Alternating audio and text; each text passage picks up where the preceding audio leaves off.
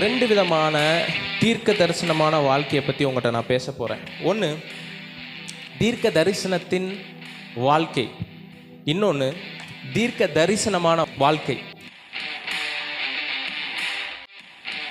எல்லாருக்கும் தெரிஞ்சிருக்கும் தீர்க்க தரிசனத்தின் வாழ்க்கைனா என்ன அப்படின்ட்டு.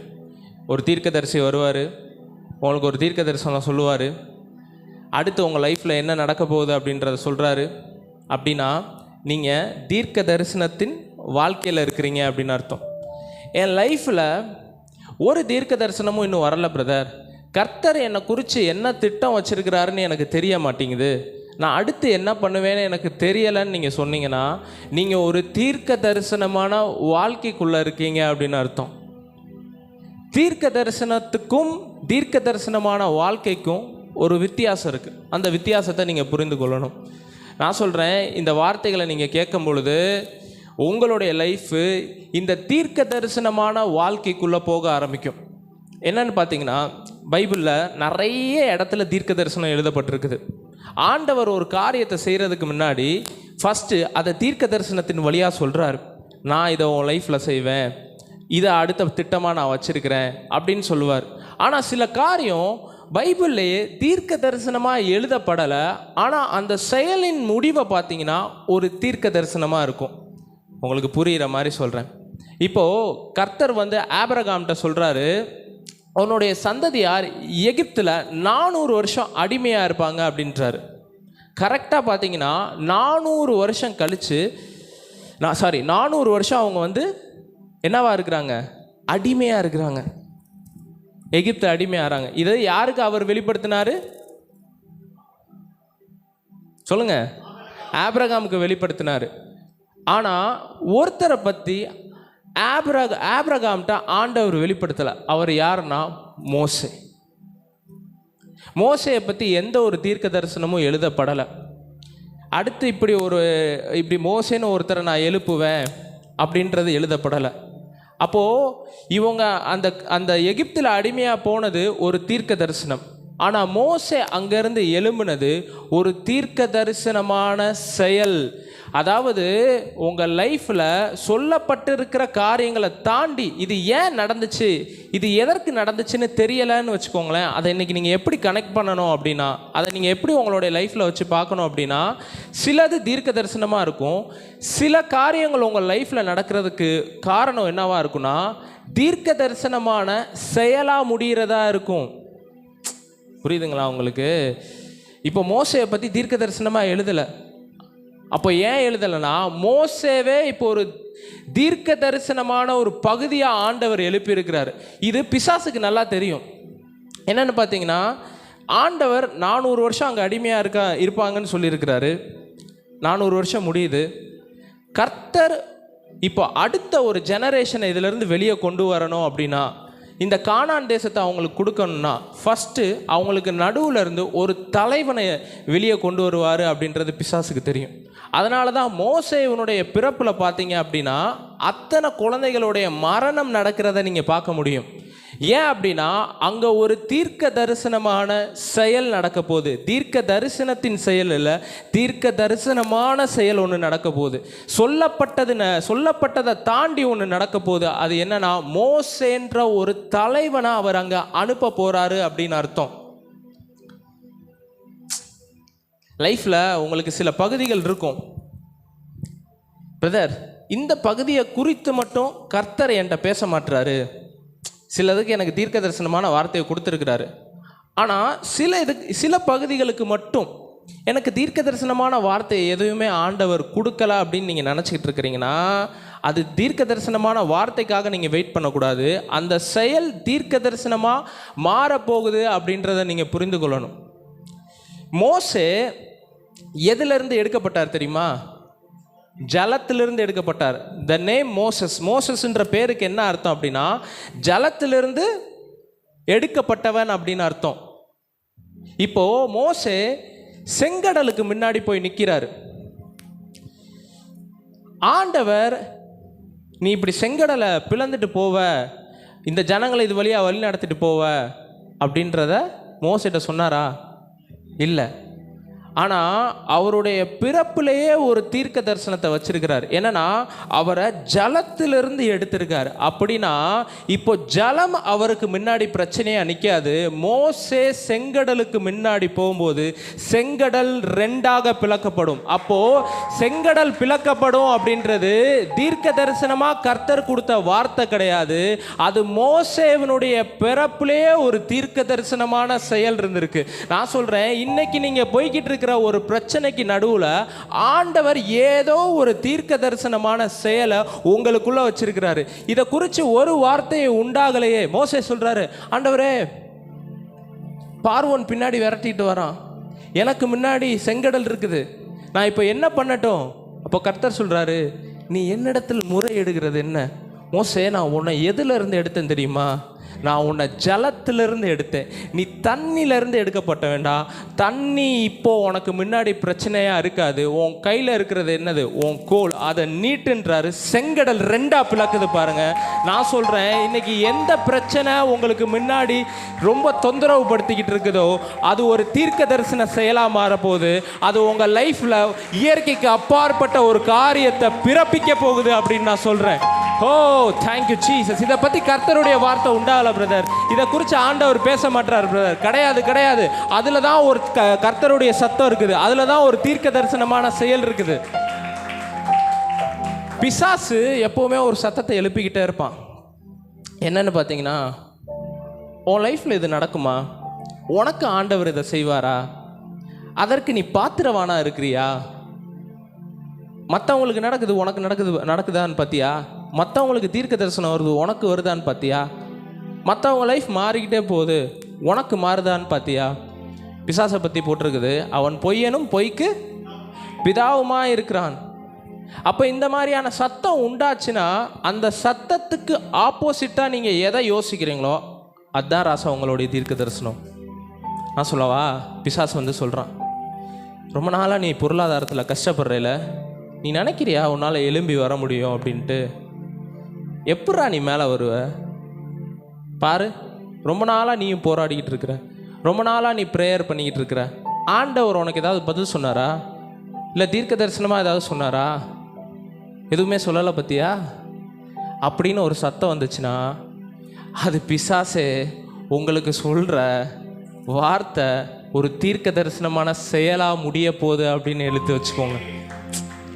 நீ இன்னைக்கு பொருளாதாரத்தில் கஷ்டப்பட்டுக்கிட்டு இருக்க அப்படின்னு அவன் உங்ககிட்ட சொல்கிறான் அப்படின்னா அவனுக்கு தெரியும், அவன் ஸ்பிரிச்சுவலி ஆவிக்குரிய ரீதியில் உங்ககிட்ட ஏதோ ஒன்றை பார்த்துருக்குறான். அவன் ஏதோ ஒரு அனாயிண்டிங்கை, ஏதோ ஒரு அபிஷேகத்தை, ஏதோ ஒரு உயர்வை ஆண்டவர் உங்கள் மேலே வச்சிருக்கிறத சென்ஸ் பண்ண ஆரம்பிச்சிருக்கான். சென்ஸ் பண்ணதுனால தான் உங்கள்கிட்ட வந்து சொல்கிறான். நீங்கள் காணக்கூடிய இந்த உலகத்தில் எந்த ஒரு காரியம் நடக்கிறதுக்கு முன்னாடி ஆவிக்குரிய உலகத்தில் ஒரு காரியம் நடக்க ஆரம்பிக்கும். அதை பிசாசு அறிஞ்சிருப்பான். இப்போ நான் சொன்னேன், கர்த்தர் இப்போ இந்த எகிப்திலேருந்து இந்த இஸ்ரவேல் ஜனங்களை விடுதலை ஆக்கிட்டு கொண்டு வரணும்னா ஒரு தலைவன் அவர் நிச்சயமாக எழுப்பணும். அப்போ அந்த தலைவன் இங்கேருந்து தான் வருவான். அப்போ அந்த தலைவனை ஃபஸ்ட்டு போட்டு தள்ளணும் அப்படின்னு சொல்லிட்டு அவன் ஒரு செயலை செய்கிறான். அப்போது அவனுக்கு நல்லா தெரியுது இங்கே ஒரு காரியம் வரப்போகுது அப்படின்ட்டு. நீங்கள் நினைக்கிறத விட பிசாசுக்கு தெரியும், இவன் லைஃபு சும்மா விட்டோம் அப்படின்னா இவனுடைய வளர்ச்சி வேற மாதிரி இருக்கும், இவனுடைய அபிஷேகம் வேற மாதிரி இருக்கும். இவன் ஒரு தீர்க்க தரிசனம் கிடையாது, இவன் ஒரு தீர்க்க தரிசனமான செயல். தீர்க்க தரிசனம்னா இவனுக்கு மட்டும் நடக்கும். ஆனால் தீர்க்க தரிசனமான செயல்னா அவனுடைய ஒரு சந்ததியவே வெளியே அவன் கொண்டு வரவனா இருப்பான். ஒரு ஜெனரேஷனை எகிப்திலிருந்து கொண்டு வந்து கானான்குள்ள விடுறவனா இருப்பான். அவன் தன்னை விடுதலை ஆக்குறவனா இருக்க மாட்டான். தீர்க்க தரிசனத்தை பெற்றுக்கொண்டவன் தன்னை மட்டும் விடுதலை ஆக்கிட்டு போவான். ஆனால் தீர்க்க தரிசன செயலோட பிறந்திருக்கிறவன் மற்றவனையும் சேர்த்து விடுதலை ஆக்கிட்டு கொண்டு போவான். நான் சொல்றேன், இங்க இருக்கிற நிறைய பேருடைய லைஃப்ல அப்பேற்பட்ட தீர்க்க தரிசனமான செயல் நடக்கிறத நீங்க பார்க்க போறீங்க. Thank you Jesus. Thank you Jesus. வந்து சொல்லுவான், பாரு உன்னுடைய சரீரத்தில் ஒரு சுகம் இருக்கா? பாரு எவ்வளோ பலவீனத்தில் நீ சுற்றிக்கிட்டு இருக்க, பாரு எவ்வளோ வியாதியில் சுற்றிக்கிட்டு இருக்க. ஆப்போசிட்டான வேர்டை எடுங்க. அவன் சொல்கிறான் அப்படின்னா உங்களுக்குள்ளே இருக்கிற சுகத்தை அவன் பார்த்துருக்கிறான். அவருடைய தழும்புகளால் குணமான சுகத்தை அவன் பார்த்துருக்குறான். இவன் இதை நம்ப ஆரம்பிச்சிட்டானா இவன் லைஃப்பில் இது செயல்பட ஆரம்பிச்சிடும். அப்போ இவனுடைய நம்பிக்கையை ஃபஸ்ட்டு மாற்றணும்னு சொல்லிட்டு அவன் ஒரு சத்தத்தை கொடுக்குறான். உங்களுடைய தீர்க்க தரிசனத்தை சிம்பிளாக நீங்கள் பிரித்து எடுக்கணும் அப்படின்னா, பிசாசு எதை சொல்கிறானோ, பொய்க்கு ஆப்போசிட்டானது என்னது? மெய், ட்ரூத். Like ஆப்போசிட்டானது truth. அப்போது பிசாசு பொய்யை சொல்கிறான் அப்படின்னா அதுக்கு ஆப்போசிட்டானது தான் உங்கள் லைஃப்பில் இருக்கிற தீர்க்க தரிசனம் அப்படின்றத புரிந்து கொள்ளணும். இன்றைக்கி நீங்கள் சுகவீனமாக இருக்கிறீங்க அப்படின்னு பிசாசு உங்கள்கிட்ட வந்து சொல்கிறான்னா நீங்கள் சுகவானா ஆவியில் இருக்கிறத அவன் உணர்ந்ததுனாலேயே தான் அதை அவன் உங்கள்கிட்ட வந்து சொல்கிறான். நீங்கள் சுகமாக இருக்கிறது மட்டும் கிடையாது, நீங்கள் சுகமாக போகிறது மட்டும் கிடையாது, நீங்கள் நிறைய பேரை சுகமாக்க போறீங்கன்றதும் அவனுக்கு தெரியும். கெனத் ஹேகின் அப்படின்ற ஒரு மிகப்பெரிய ஊழியக்காரர் இருந்தார் பாருங்களேன். அவருக்கு 17 வயசு கிட்ட இருக்கும்போது அவர் பேரலைஸ்டாக இருந்தார். தன்னுடைய கை கால் அசைக்க முடியாமல் வியாதியில் இருந்தார். அவர் தன்னுடைய மரண படுக்கையில் இருந்தார். டாக்டர் சொன்னாங்க, இவர் அடுத்த சில மாதங்கள் மட்டும்தான் உயிரோடு இருப்பார், இவர் உயிரோடு இருக்கிறதுக்கு வாய்ப்பே கிடையாது, ஏன்னா இவருக்கு அப்பேற்பட்ட ஒரு வியாதி வந்திருக்குது அப்படின்னு சொல்லியிருக்கிறாங்க.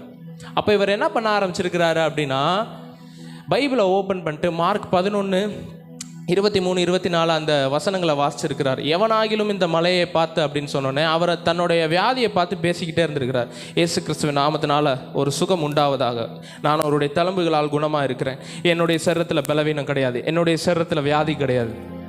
இதை சொல்லிக்கிட்டே இருந்திருக்கிறாரு பாருங்க. இதை அவருடைய வாயில் அறிக்கையிட்டுக்கிட்டே இருந்திருக்காரு. பல மாதங்கள் இதை அறிக்கையிட்டுக்கிட்டு இருந்திருக்காரு. ஆனால் ஒன்றும் நடந்த மாதிரி தெரியலை. ஆனால் பல மாதம் இதை அறிக்கை பண்ணிக்கிட்டே இருந்திருக்காரு. கர்த்தர் அவர்கிட்ட ஒரு நாள் வந்து சொன்னார், நீ ரொம்ப நாளாக கன்ஃபஸ் பண்ணுறேல, நீ எழுந்து நட அப்படின்ட்டார். ஒரு நாள் இவர் என்ன பண்ணியிருக்காருன்னா, ஆமாம் இத்தனை மாதம் நம்ம அறிக்கையிட்டிருக்கிறோம், கர்த்தர் இப்போ சொல்கிறாரு எழுந்து நட அப்படின்னு சொன்னோன்னே இவர் எந்திரிச்சிருக்காரு. அவருக்கு இருந்த பேரலைஸ், கை கால் வேலை செய்யாமல் இருந்தது உடனே சுகமாக்கப்பட்டதை அவர் அந்த நேரத்தில் உணர்ந்திருக்கிறாரு பாருங்க. இப்போது நான் சொல்கிறேன், கென்னத் ஹேகின்றவர் அவர் மட்டும் சுகமாகலை, தன்னை சுற்றி ஒரு ஜெனரேஷனை, தன்னை சுற்றி ஒரு சந்ததிகளுக்குள்ள இந்த டிவைன் ஹீலிங்கை, இயற்கைக்கு அப்பாற்பட்ட சுகத்தை கடத்தினவராக இருந்தார். அதுக்கு அர்த்தம் என்னன்னா, சில வியாதிகள் சில பிரச்சனைகள் ஏன் இருக்குன்னு உங்களுக்கு தெரியல, அது ஒரு ஜெனரேஷனை நீங்கள் விடுதலையாக்க போகிறவங்களா இருக்கிறீங்க அப்படின்னு அர்த்தம். சில பிரச்சனைகள் ஏன் உங்களுக்கு இருக்குன்னு தெரியல, அந்த பிரச்சனையில் இருக்கிற நிறைய பேரை நீங்கள் விடுதலையாக்க பிறந்தவர்கள் அப்படின்றத தெரிஞ்சுக்கோங்க. Thank you Jesus. பிரதர், ரொம்ப கடனில் இருக்கேன் பிரதர், கடன் தொல்லை தாங்க முடியல பிரதர். பிசாசு வேற அப்போ வந்து சொல்கிறான், இந்த கடனை நீ எப்படி அடைக்க போகிற, இது எப்படி முடியும்? நீங்கள் என்ன தெரியுமா சொல்லணும், நானும் கடன் வாங்காதிருப்பேன், அநேக ஜாதிகளுக்கு நான் கடன் கொடுப்பேன், வாரி இறைத்தான் ஏழைகளுக்கு கொடுத்தான், அவனுடைய நீதி என்றென்றைக்கும் நிற்கும். அப்போ இது என்னன்னா, பிசாசே வந்து உங்களுக்கான ப்ராஃபஸியை கொடுத்துட்டு போகிறான் அப்படின்றத தெரிஞ்சுக்கோங்க. கர்த்தர் எனக்கு சொல்ல மாட்டாரு அப்படின்றத நினைக்காதீங்க. பிசாசே உங்களுக்கான தீர்க்க தரிசனத்தை சொல்லிட்டு போகிறான். அவன் சொல்கிறதுக்கு ஆப்போசிட்டாக இருக்கிறத எடுத்தீங்கன்னா அதுதான் ராசா உனக்கான தீர்க்க தரிசனம் அப்படின்னு நான் சொல்கிறேன். இன்னைக்கு நீ கடனில் இருக்க, கடனை எப்படி தீர்ப்ப, இதுலேருந்து எப்படி வெளியே வருவ அப்படின்னா, நாளைக்கு 4 பேருடைய கடன்லேருந்து வெளியே கொண்டு வர மாதிரி கர்த்தர் உங்களை உயர்த்த போகிறாரு அப்படின்னு அர்த்தம். இன்றைக்கி உங்களுடைய பிள்ளைகளுக்கு நல்ல படிப்பு படிக்கிறதுக்கான ஃபீஸ் உங்ககிட்ட இல்லை அப்படின்னா, நாளைக்கு நிறைய பிள்ளைகளை படிக்க வைக்கிறதுக்கான ஃபீஸ் உங்ககிட்ட உண்டாயிருக்கும் அப்படின்னு நான் சொல்கிறேன். இன்றைக்கி நல்ல சாப்பாடு சாப்பிட்றதுக்கு எனக்கு காசு இல்லை பிரதர் அப்படின்னு யோசிச்சிங்கன்னா, நாளைக்கு 4 பேருக்கு நல்ல சாப்பாடு வாங்கி கொடுக்குறதுக்கு கர்த்தர் உங்களை உயர்த்த போகிறாரு அப்படின்ற அர்த்தம். இந்த எதிர்மறையான சூழ்நிலையில் ஆண்டவர் என்கிட்ட பேசலைன்னு யோசிக்காதீங்க. இந்த எதிர்மறையான சூழ்நிலையில் ஆண்டவர் உங்களை ஒரு தீர்க்க தரிசன செயலாக மாற்ற போகிறாருன்னு அர்த்தம். இது கர்த்தருடைய வார்த்தை எனக்கு உண்டாகலை அப்படின்னு சொல்லாதீங்க. நீங்கள் இருக்கிற சூழ்நிலையே சொல்லுது, நீ மேலே வர வேண்டிய வேண்டாம், நீ இதுக்குள்ளே இருக்க வேண்டியவன் கிடையாது, நீ மேலே எழும்பி வர்றதற்காக அழைக்கப்பட்டிருக்கேன்னு சொல்லுது. ம் உங்கள் லைஃப்பில் அதெல்லாம் நீங்கள் உணர ஆரம்பிப்பீங்க, நீங்கள் பார்க்க ஆரம்பிப்பீங்க. என்னுடைய லைஃப்பில் பார்த்தீங்கன்னா 2 விஷயத்தில் நான் கஷ்டப்பட்டுருக்கேன் பாருங்கள். ஒன்று, என்னுடைய சரீரத்தில் பார்த்தீங்கன்னா எனக்கு ஒரு ஃபீவர் இருக்கும். அந்த ஃபீவர் வந்துச்சு அப்படின்னா என்னுடைய கை கால் எதுவுமே அசைக்க முடியாத ஒரு நிலைக்குள்ளே போயிடுவேன். நிறைய டாக்டர்ஸை போய் பார்த்தோம். அவங்கெல்லாம் பார்க்குறாங்க, இது என்னன்னு எனக்கு தெரிய மாட்டேங்குது அப்படின்னு சொல்லிட்டு இன்னொரு டாக்டர்கிட்ட அனுப்புகிறாங்க. கடைசியாக மதுரையில் இருக்கிற ஒரு டாக்டர்கிட்ட போகிறோம். அவரை பார்த்துட்டு, சரி இது என்ன ஃபீவர் அப்படின்றது தெரில, பட் ஆனால் அவர் ஒரு இன்ஜெக்ஷனை கொடுக்குறாரு. அந்த இன்ஜெக்ஷனை கொடுத்தோன்னே என்ன ஆகுதுன்னா, என் கை காலெலாம் அசைக்க முடியாமல் இருந்தேன்ல, என்னுடைய கை காலை டக்குன்னு அசைக்க முடியாது. அதுக்கப்புறம் பார்த்தீங்கன்னா அடுத்த 1 வாரம் 2 வாரத்தில் அதே ஃபீவர் வருது. மறுபடியும் என்னுடைய கை கால் எனக்கு என்ன தோணுதுன்னா, இந்த கை காலை அசைக்க முடியாமல் போகிறப்போ எனக்குள்ளே எந்த அளவுக்கு ஃபீல் வருதுன்னா, நான் ஒரு வேளை மறித்திருவேணுன்ற ஃபீல் வந்துருச்சு. ஏன்னா எங்கள் அம்மா தான் என்னை தூக்கிட்டு போய் குளிக்க வைப்பாங்க, பாத்ரூம் கொண்டு போவாங்க. அந்தளவுக்கு என்னுடைய கை கால்லாம் வீக்காக ஆரம்பிச்சிருச்சு. அப்படியே உடம்பெல்லாம் ஃபுல்லாக இழைச்சி போய் அந்தளவுக்கு வீக்காக ஆரம்பிச்சிருச்சு. அப்போது இந்த மாதிரி திருப்பி வர்றது. சரி, இப்படி வியாதி வந்துச்சுன்னா திருப்பி அந்த டாக்டரை போய் பார்க்குறது, அப்புறம் குணமாகிறது. வியாதி வந்துச்சுன்னா திருப்பி அந்த டாக்டரை போய் பார்க்குறது, குணமாகிறதுனா நிரந்தரமாக குணமாகாது. அவர் போடுற இன்ஜெக்ஷனோட எஃபெக்ட் மேக்ஸிமம் 1 மந்த்து தான் இருக்கும் பாருங்கள். அந்த ஃபீவர் எனக்கு ரொட்டீனாக மறுபடி வந்துக்கிட்டே இருந்துச்சு. அப்போ நான் ஒரு விஷயத்தை தெரிஞ்சுக்கிட்டேன். கர்த்தர் அவர் சொல்லியிருக்கிறாரு, என்னுடைய தழும்புகளால் குணமானீர்கள் அப்படின்ட்டு இருக்கு. இப்போ இந்த வார்த்தையை நான் என்ன பண்ண ஆரம்பித்தேன்னா, எடுத்து அறிக்கை பண்ண ஆரம்பித்தேன். அவருடைய தழும்புகளால் குணம். பிசாசு ஒரு சத்தத்தை கொடுப்பான், ஹீலிங் நடக்குமா, நீ அவருடைய தழும்புகளால் குணமானாயின்னு நீ அறிக்கை இட்டிருந்த அப்படின்னா உடனே உனக்கு சுகம் கிடச்சிருக்கணும். சுகம் கிடைக்கல அப்படின்ற ஒரு சத்தம் உண்டாக ஆரம்பிக்க பாருங்க. இது நடக்கணும்னா ஏதோ ஒன்று இதுக்கு பின்னாடி ரகசியமாக சீக்ரெட் இருக்குது அப்படின்ற ஏதாவது ஒரு சத்தத்தை கொடுத்துக்கிட்டே இருப்பான் பாருங்களேன். அப்போது நீங்கள் தெரிஞ்சுக்கணும், அது உங்கள் லைஃப்பில் நடக்க போகுதுன்னு. நான் என்ன பண்ண ஆரம்பிச்சிட்டேன் அப்படின்னா, அவருடைய தழும்புகளால் குணமானேன்னு எந்த வார்த்தையை நான் அறிக்கைட்டுக்கிட்டே இருந்தேனோ, டக்குன்னு பார்த்தீங்கன்னா 3 நாள் அந்த ஃபீவர் மறையிறதை நான் பார்த்தேன். மறுபடியும் வருது, நான் அறிக்கையிடுறேன், மறையுது, மறுபடியும் வருது, அறிக்கையிடுறேன், மறையுது. இப்படி நான் அறிக்கைட்டுக்கிட்டே இருக்கிறேன். ஒரு கட்டத்தில் அந்த ஃபீவர் வர்றது ஸ்டாப் ஆகிடுச்சு. கிட்டத்தட்ட ஒரு 7 வருஷம் இருக்கும். இது வரைக்கும் நான் ஒரு டேப்லெட்டை கூட எடுத்தது கிடையாது, ஒரு இன்ஜெக்ஷனை கூட என் சரீரத்தில் போட்டது கிடையாது. அவருடைய தழும்புகளால் நான் குணமானது மட்டும் கிடையாது, இப்போ நிறைய பேருடைய வியாதியை குணமாக்குறதற்கு ஆண்டவர் என்னை பயன்படுத்திக்கிட்டு இருக்கார்.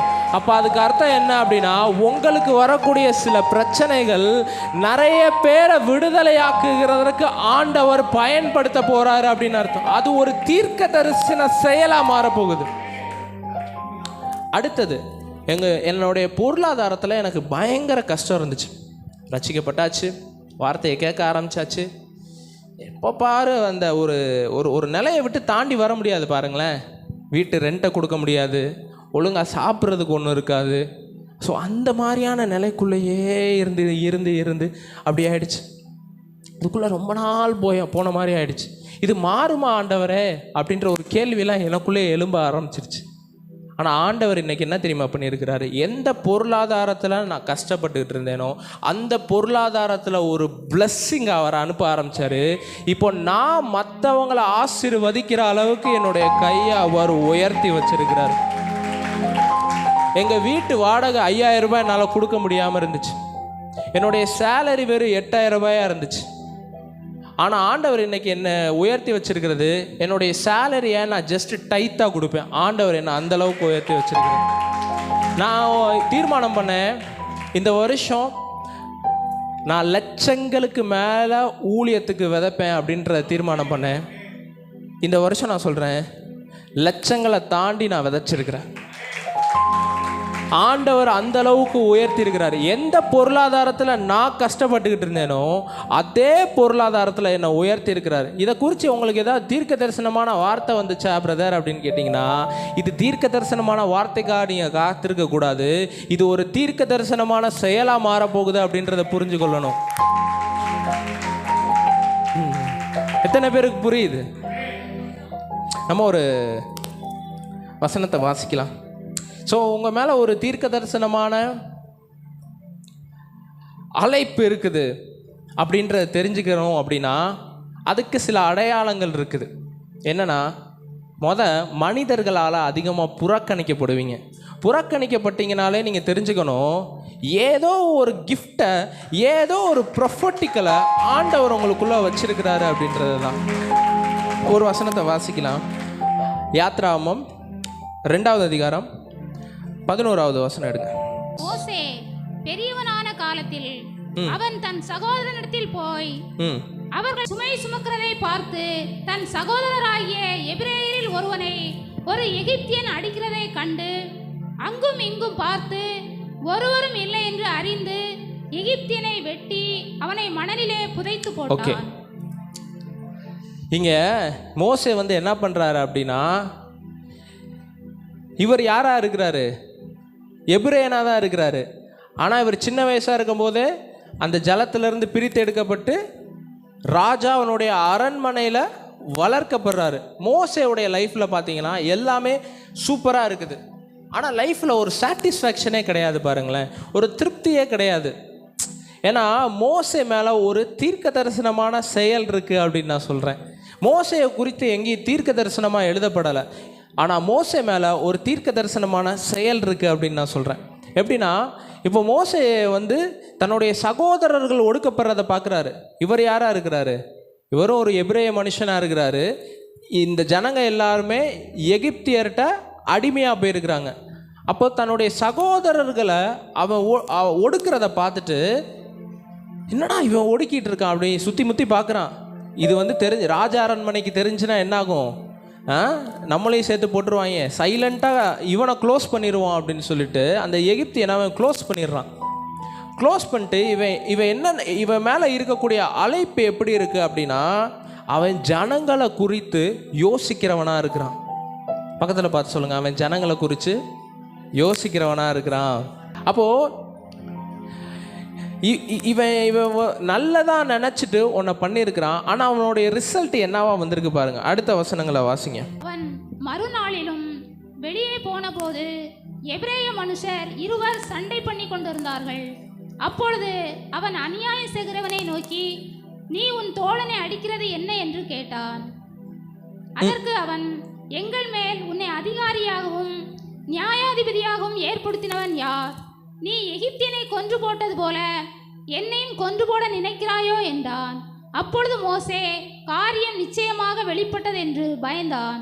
ஓகே, இப்போ மோசே என்ன பண்ணுறாரு அப்படின்னா, அடுத்து இவங்களோட ஒரு சகோதரர்கள் கூட ஒரு வாக்குவாதம் உண்டாகிறப்போ மோசே என்ன பண்ணுறாரு அப்படின்னா, ஒருத்த மேலே நியாயம் இருக்குது, இன்னொருத்த மேலே நியாயம் இல்லை அப்படின்னு தெரிஞ்சுட்டு அதை போய் நியாயம் விசாரிக்கிறதுக்கு போகிறப்போ என்ன ஆகுது அப்படின்னா, இவர் ஃபஸ்ட்டு குவாலிட்டி என்னவா மாறன்னு நினச்சாருன்னா, ஒரு லீடராக இருக்கிற குவாலிட்டி அவர்கிட்ட ஃபஸ்ட்டு எங்கே வெளிப்பட்டுச்சு அப்படின்னா, தன்னுடைய ஜனங்கள் ஒடுக்கப்படுறப்போ இவருக்கு அதை பார்த்துட்டு பொறுத்திருக்க முடியலை.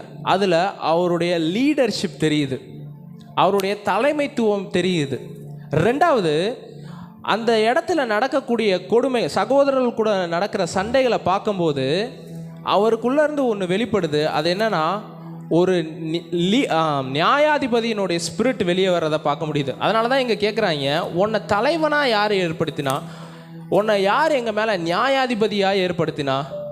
இப்போ 2 பேர் சண்டை போட்டுக்கிட்டு இருந்தவங்க, மாப்பிள்ள வாடா மாப்பிள்ள, இவன் யாரா மாப்பிள்ள நம்மளை கேட்டுக்கிட்டு இருக்கிறான் அப்படின்னு சொல்லிட்டு 2 பேரும் ஒன்று சேர்ந்துட்டு மோசே இப்போ கேள்வி கேட்க ஆரம்பிச்சிட்டாங்க.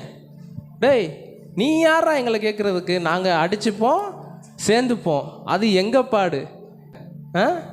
அப்போ இவங்க 2 பேரும் சேர்ந்துட்டாங்க. இப்போ மோசே என்ன பண்ணிட்டாருன்னா, ரிஜெக்ட் ஆகிட்டார். மோசே ஒரு லீடர் ஆவார். மோசே அப்போ கர்த்தர் டக்குன்னு தரிசனமாகி, பார், உன்னை ஜனங்க ரிஜெக்ட் பண்ணிட்டாங்கல்ல, உன்னை புறக்கணிச்சிட்டாங்கல்ல, நான் உன்னை என்னவாக்க போகிறேன்?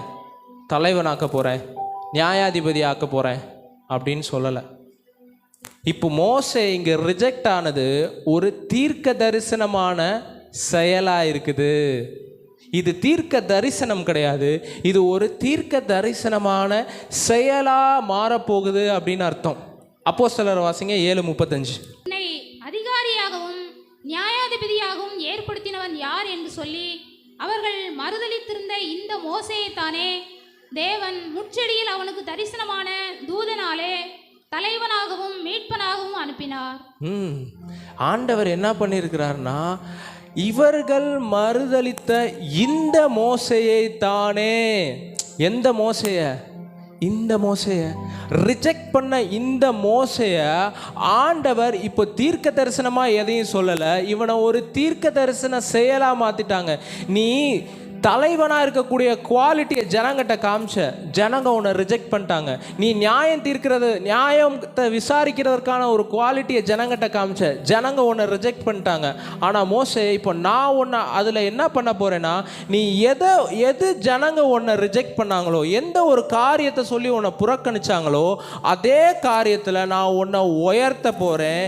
இவர்கள் மறுதலித்த இந்த மோசையே தானே தேவன் முச்செடியிலே தரிசனமாகி அவனை தலைவனாகவும் மீட்பனாகவும் அனுப்பினார் அப்படின்னு இருக்குது. இப்போ மோசேவை ஆண்டவர் எந்த ரேஞ்சில் ஆசீர்வதிச்சிட்டார் அப்படின்னா, இவங்களை வெளியே கொண்டு போறதே இங்கே மோசே தான்டா, நீங்க தள்ளின இந்த மோசையை தானே. நீங்கள் தள்ளப்பட்டிருக்கிறீங்களா? நான் சொல்கிறேன், உங்களை நீங்கள் எதில் தள்ளப்பட்டிருக்கிறீங்களோ, தள்ளப்பட்ட விஷயத்தில் ஆண்டவர் உங்களை உயர்த்தி வைப்பார் அப்படின்னு நான் சொல்கிறேன். இவர்கள் மறுதலித்த இந்த மோசையை தானே, எதில் ரிஜெக்ட் ஆகிறீங்களோ அதுதான் உங்களுக்கான தீர்க்க தரிசனம் அப்படின்றத தெரிஞ்சுக்கோங்க. அதுதான் உங்களுக்கான ப்ராஃபஸியாக இருக்குது. ஆகாது என்று தள்ளின கல்லே மூளைக்கு தலைக்கல்லாயிற்று, இது கர்த்தரால் ஆயிற்று, நம்முடைய கண்களுக்கு ஆச்சரியமா இருக்குது அப்படின்னு இருக்கு. ஆகாதுன்னு ஒன்று தள்ளப்பட்டுருச்சு அப்படின்னா அதை தான் மூளைக்கு ஆண்டவர் தலைக்கல்லா மாற்ற போறாரு அப்படின்னு அர்த்தம். வீடு கட்டுகிறவர்களாகிய உங்களால் தள்ளப்பட்ட கல்லே மூளைக்கு தலைக்கல்லாயிட்டு அப்படின்றாரு. நீ ரிஜெக்ட் பண்ண ஒன்னதாண்டா நான் எடுத்து பயன்படுத்துவேன்.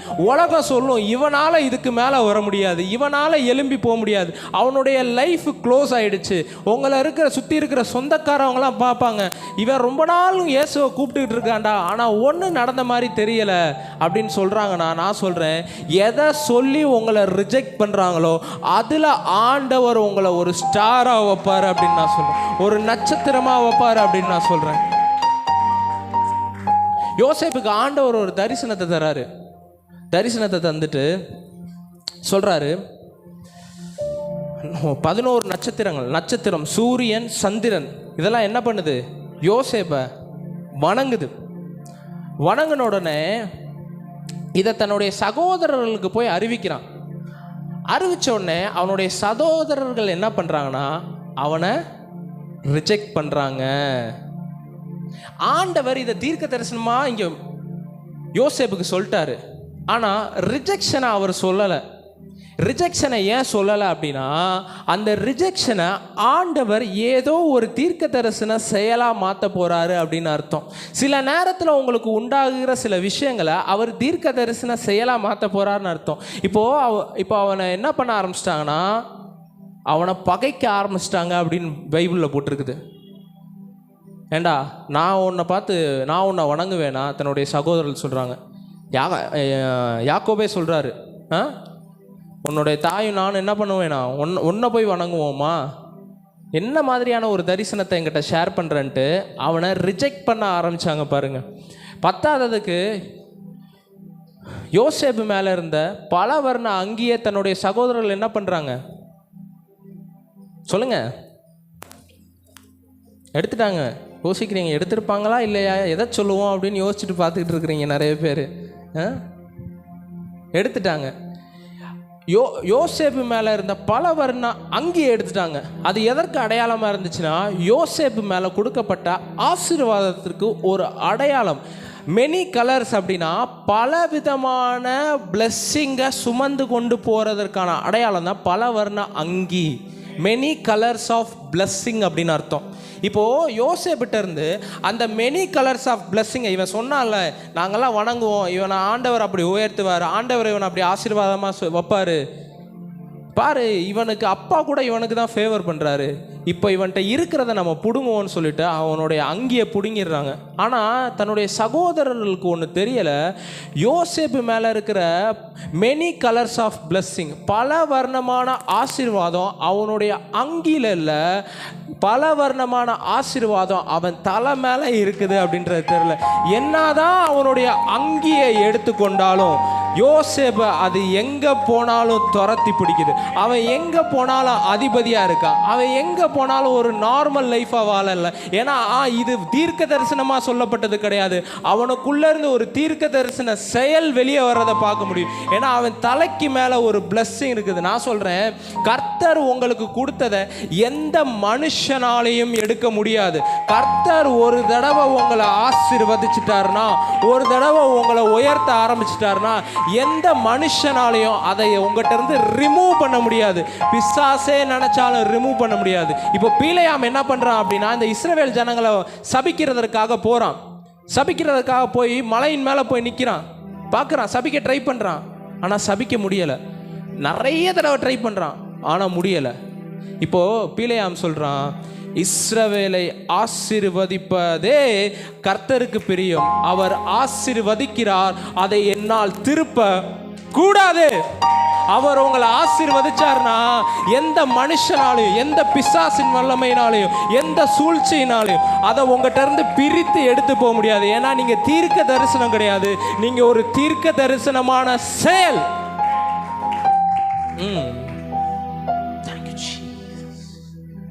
Thank you Jesus. சில நேரம் நீங்க அதை உணருவீங்க, சில நேரம் நீங்க அதை பார்ப்பீங்க. Thank you Jesus. இது இயேசுனுடைய வாழ்க்கையில் இருந்துச்சு. இயேசு என்ன பண்ணுறாங்க, மோசேக்கு நடந்த அதே மாதிரியான காரியங்கள் இயேசுனுடைய வாழ்க்கையில் இருந்துச்சு. இயேசுனுடைய பிறப்பில் என்ன ஆகுது, நிறைய குழந்தைங்க வந்து கொல்லப்படுகிறார்கள். மோசேனுடைய பிறப்பில் என்ன ஆகுது, நிறைய குழந்தைகள் வந்து கொல்லப்படுகிறார்கள். ஏன்னா ஒரு பெரிய சைலண்ட் பீரியட் உண்டாகுது. மோசேனுடைய டைம்லையும் பார்த்தீங்க அப்படின்னா ஒரு 400 வருஷம் சைலண்ட் பீரியட் வருது. இயேசுனுடைய பிறப்புலையும் பார்த்தீங்கன்னா ஒரு 400 வருஷம் சைலண்ட் பீரியட் வருது. அப்போ சைலண்ட் பீரியடில் நம்ம என்ன நினச்சிடக்கூடாதுன்னா, கர்த்தர் கிரியை செய்யலை, கர்த்தர் இதை குறித்து தீர்க்க தரிசனம் சொல்லலை அப்படின்ட்டு நினைக்கக்கூடாது. அந்த சைலண்ட் பீரியடில் தான் ஏதோ ஒரு தீர்க்க தரிசனமான செயலை ஆண்டவர் அதுக்குள்ளே மறைச்சி வச்சிருக்காரு அப்படின்றத தெரிஞ்சுக்கணும். இப்போது அந்த விஷயம் பிசாசுக்கு தெரியுது. இப்போ அடுத்த 400 வருஷம் இப்போ முடியுது. இப்போ ஆண்டவர் ஒரு மேசியா வருவார்னு சொல்லியிருக்கிறாரு.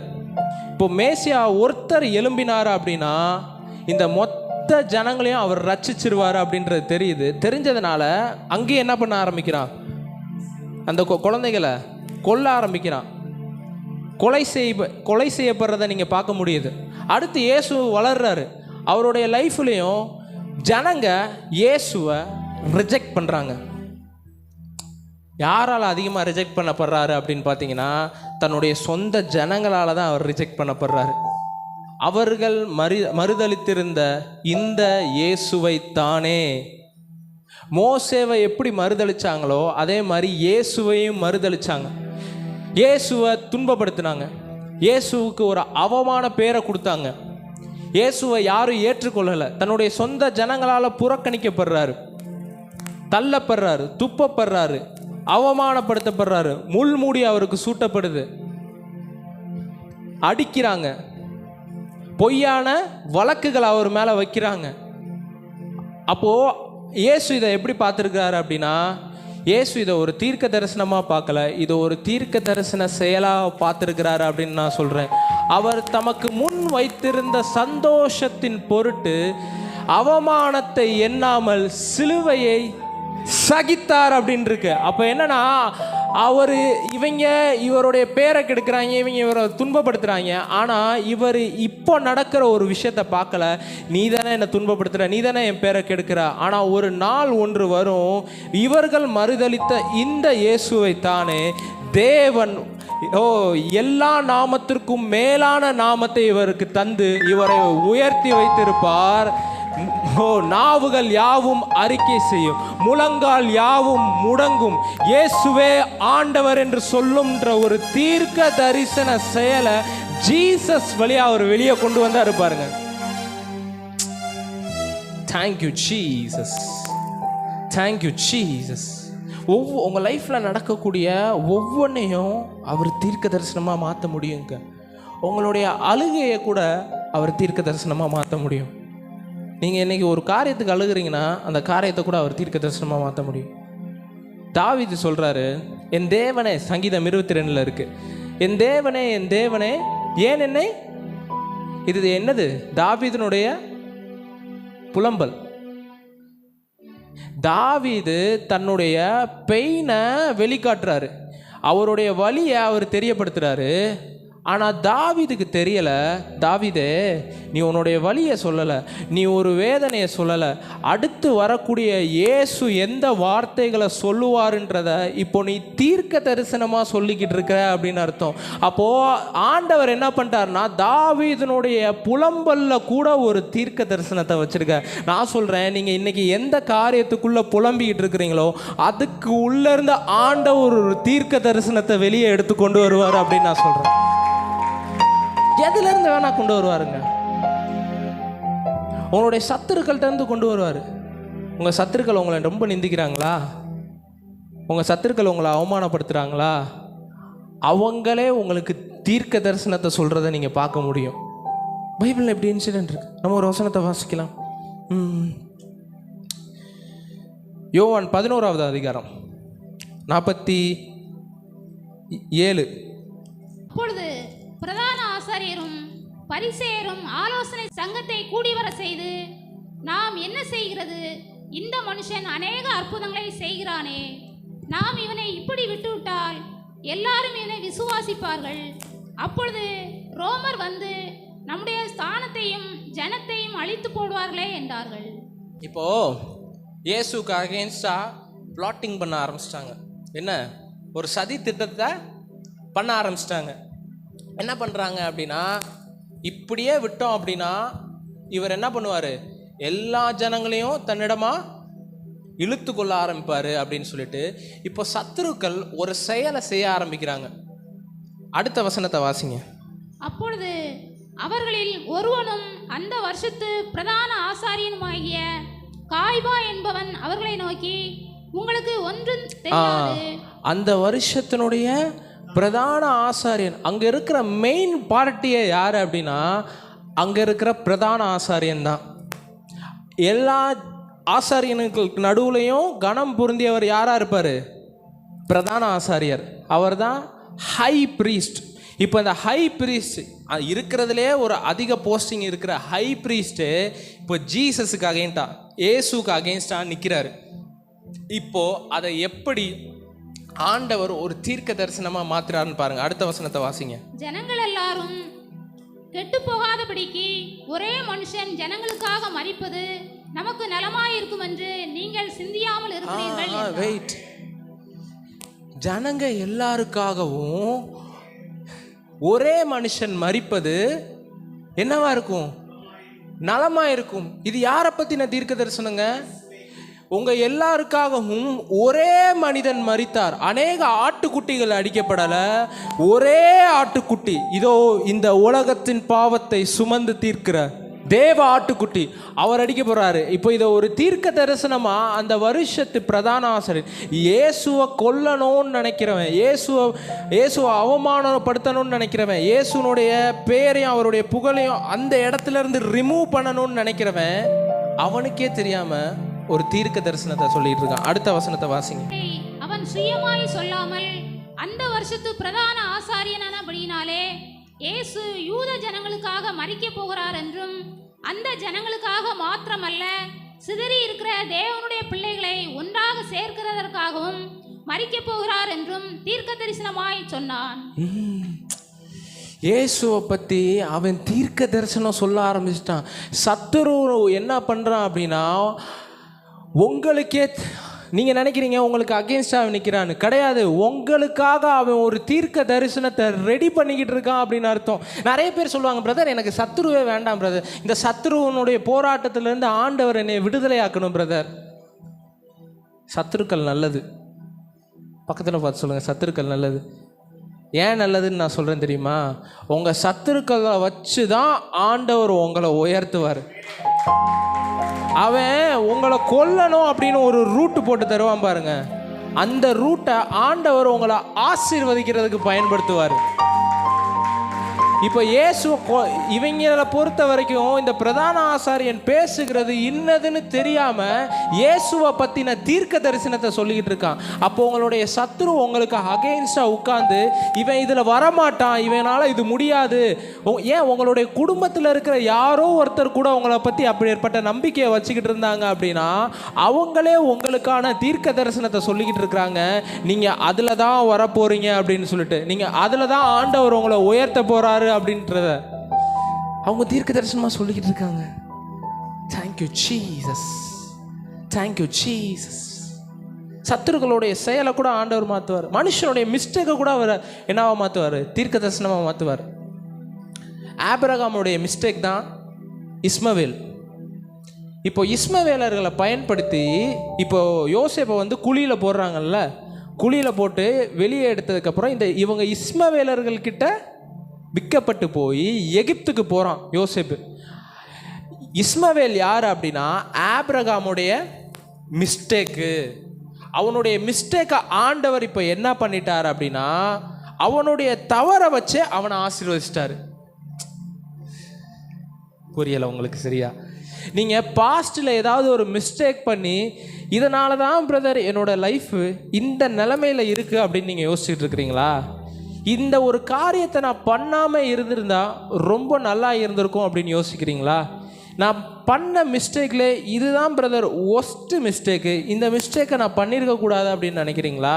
நான் சொல்கிறேன், அந்த மிஸ்டேக்லேருந்து ஆண்டவரால் ஒரு பிளஸ்ஸிங்கை பிரித்து எடுக்க முடியும். அதுதான் உங்களுக்கான தீர்க்க தரிசனம். அவர் அப்படி தாங்க பிரித்து எடுக்கிறவராக இருக்கிறாரு. ஆபிரகாமுடைய மிஸ்டேக் அவனுடைய சந்ததியில் யோசிப்பட்டு அதை விளங்க வச்சுட்டாரு. யாரோ ஒருத்தர் போடுற திட்டத்தை உங்களுக்கு ஆசீர்வாதமாக மாற்றுறாரு. இப்போது ஆமான் என்ன பண்ணுறான் அப்படின்னா இந்த யூத ஜனங்கள் வந்து கம்மியாயிட்டாங்க பாருங்கள், இவங்களுடைய எண்ணிக்கை குறைஞ்சிக்கிட்டே வருது, சுருங்க ஆரம்பிக்கிறாங்க. சுருங்க ஆரம்பித்தோடனே ஆமான் என்ன பிளான் பண்ணுறான்னா மொர்தெகாய்க்கு அகெயின்ஸ்டாக ஒரு திட்டத்தை போட ஆரம்பிக்கிறான். என்னடா இந்த மனுஷன் நம்மளை கனம் பண்ண மாட்டான், நம்ம எப்போ பாரு இங்கிட்டு வந்துட்டு போய்கிட்டு இருக்கிறோம், இவன் நம்மளை என்ன பண்ணுறான் மாட்டான், எந்திரிச்சுன்னுட்டு சல்யூட் அடிக்க மாட்டான், நம்ம எவ்வளோ பெரிய ஆள், நம்மளை ஹானர் பண்ணாமல் போகிறான், இவனுக்கு ஒரு திட்டத்தை போடுவோம் அப்படின்ட்டு அவனை தூக்கில் மாட்டுறதுக்கு ஒரு திட்டத்தை போடுறான். அடுத்து இன்னொரு திட்டத்தை போடுறான். ராஜாவால் கனம் பண்ணப்படுகிறவன் எவ்விதமாக ஆசீர்வதிக்கப்படணும்னு ராஜா கேட்கும்போது அவன் ஒன்று சொல்றான். ராஜாவை நோக்கி, ராஜா கனம் பண்ண விரும்புகிற மனுஷனுக்கு செய்ய வேண்டியது என்னவென்றால் ராஜா உடுத்திக் கொள்ளுகிற ராஜ வஸ்திரமும் ராஜா ஏறுகிற குதிரையும் அவர் சிரசிலே தரிப்பிக்கப்படும் ராஜ முடியும் கொண்டு வரப்பட வேண்டும். அந்த வஸ்திரமும் குதிரையும் ராஜாவுடைய பிரதான பிரபுக்களில் ஒருவனுடைய கையிலே கொடுக்கப்பட வேண்டும்.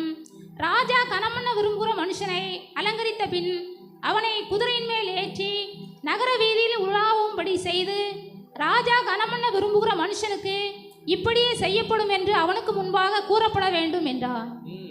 இப்போ ஆமான் என்ன பண்றான் அப்படின்னா தனக்காக இதை சொல்றான், ராஜா நம்மளை கனம் பண்ண போறாரு, அப்போ ராஜா கனம் பண்ண விரும்புகிற மனுஷன் தனக்கு ஒரு ராஜ வஸ்திரத்தை உண்டாக்கணும், அவனை தாம் ராஜா ஏறுகிற குதிரையில் ஏற்றணும், அவங்கள ஜனங்களுக்கு முன்னாடி ஹானர் பண்ணணும் அப்படின்னு சொல்லிட்டு தனக்கு ஒரு திட்டத்தை போடுறான். இப்போது யூத கோத்திரமாகிய மொர்தெகாய்க்கு அகெயின்ஸ்டாக இவன் ஒரு பிளான் பண்ணுறான். இவனை அழிக்கணும் அப்படின்னு முயற்சி பண்ணுறான். இப்போ அழிக்கணும்னு முயற்சி பண்ணுறப்போ ஆமானுடைய மனைவி அவன்கிட்ட சொல்லுது, அவன் யூதனானால் நீர் அவனுக்கு முன்பாக தாழ்ந்து போவது நிச்சயமாமே, ஏன் தெரியுமா? அவனுடைய டிஎன்ஏலேயே ஒரு ப்ரொஃபட்டிக் இருக்குங்க. அவன் எத்தனை போர்களை பார்த்துருக்கான், எத்தனை சத்துருக்களை பார்த்துருக்கான். இப்போ அவன் வந்திருக்கிற டிஎன்ஏவே எந்த டிஎன்ஏ அப்படின்னா, அவன் யூதனானால் நீர் அவனுக்கு முன்பாக தாழ்ந்து போவது நிச்சயமாமே. உங்களுக்குள்ள இருக்கிற டிஎன்ஏ என்ன தெரியுமா? இயேசுனுடைய டிஎன்ஏவா இருக்குது. அவர் மரணத்தை ரெண்டா கிழிச்சாருங்க, வியாதிகளை மறைய செஞ்சாருங்க, அவர் செங்கடல் மேல நடந்தாருங்க. அவர் சூப்பர் நேச்சுரல்ன்றது அவர் லைஃப் ஸ்டைலா இருந்துச்சு. உங்களுடைய சத்துரு உங்களுக்கு ஒரு திட்டத்தை போடும்போது நான் சொல்றேன், உங்களுக்கு தீர்க்க தரிசனம் வரலனா கூட பரவாயில்ல, தீர்க்க தரிசனமான வார்த்தை ஆண்டவர் சொல்லனாலும் பரவாயில்ல, உங்களுடைய டிஎன்ஏக்குள்ளே ஒரு தீர்க்க தரிசனம் மிக்ஸ் ஆயிருக்கு அப்படின்னு நான் சொல்றேன். அந்த தீர்க்க தரிசனம் வெளியே வர்றதுக்கான சமயம் அதுவாக தான் இருக்கும். எப்போ உங்களுடைய சத்துரு ஒரு திட்டத்தை போடுறானா, இப்போ ஆமான் என்ன பண்றான் அப்படின்னா, மொர்தெகாய்க்கு தூக்க ரெடி பண்றான், தனக்கு ஹானரை ரெடி பண்றான். ஆனா அங்க நடந்தது என்ன அப்படின்னா, ஆமான் தூக்கிடப்பட்டான், மொர்தெகாய் கனம் பண்ணப்பட்டான். நான் சொல்றேன், உங்களுடைய சத்துரு எந்த ஒரு திட்டத்தை போட்டு உங்களை அப்படியே லாக் பண்ணணும்னு நினைக்கிறாங்களோ அதை ஆண்டவரால உங்களுக்கு பிளஸ்ஸிங்கா மாற்ற முடியும்.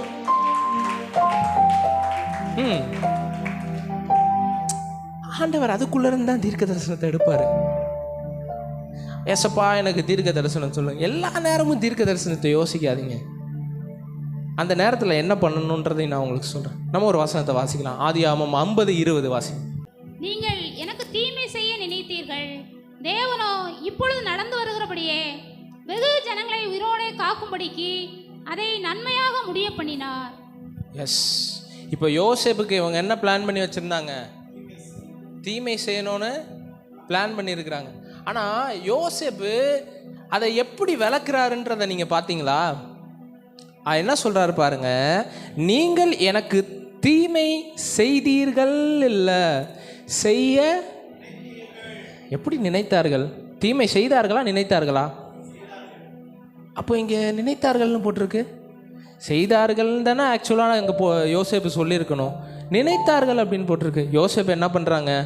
குழியில் போடுறாங்க, பலவர்ண அங்கேயே எடுக்கிறாங்க, அவன் செத்து போயிட்டான்ற ஒரு ரிப்போர்ட்டை அப்பாட்ட சொல்கிறாங்க. தீமை தான் இஸ்மவேல்கிட்ட கொடுக்குறாங்க, தீமை தான் அவனுக்கு செஞ்சுருக்கிறாங்க. ஆனால் யோசேப்புடைய டிக்ஷனரியை எடுத்து பார்த்தீங்கன்னா, யோசேப்பனுடைய எக்ஸ்பீரியன்ஸில் சொல்கிறாரு, உன்னை பொறுத்த வரைக்கும் அது ஒரு தீமை.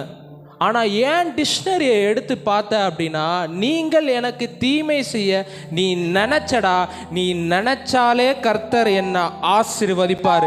உங்கள் சத்துருக்கள் உங்களை கீழே தள்ளணும்னு நினைக்கும் போது, இந்த பிசாசின் உலகம் உங்களுக்கு அகெயின்ஸ்டாக ஒரு திட்டத்தை போட்டு வைக்கும் பொழுது, ஆண்டவர் இந்த நினைக்கிற டைம்லே உங்களுக்கான ஒரு திட்டத்தை வச்சு உங்களை உயர்த்த ஆரம்பிப்பார்.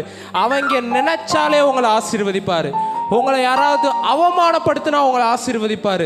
உங்களை யாராவது துன்பப்படுத்தினா அதன் வழியாக உங்களை ஆசீர்வதிப்பார். நான் சொல்கிறேன், அவங்க நினைச்சாலே உங்களை ஆசீர்வதிப்பார். யோசேப்புடைய டிக்ஷனரி அதுதான். யோசேப்புக்கு இதனுடைய விளக்கம் என்ன அப்படின்னு கேட்டா, நீ எனக்கு செய்யலடா, நீ என்ன என் தீர்க்க தரிசனமான வாழ்க்கைக்கு நடுவில் கொண்டு போகிறதுக்கு உதவி செஞ்சிருக்க.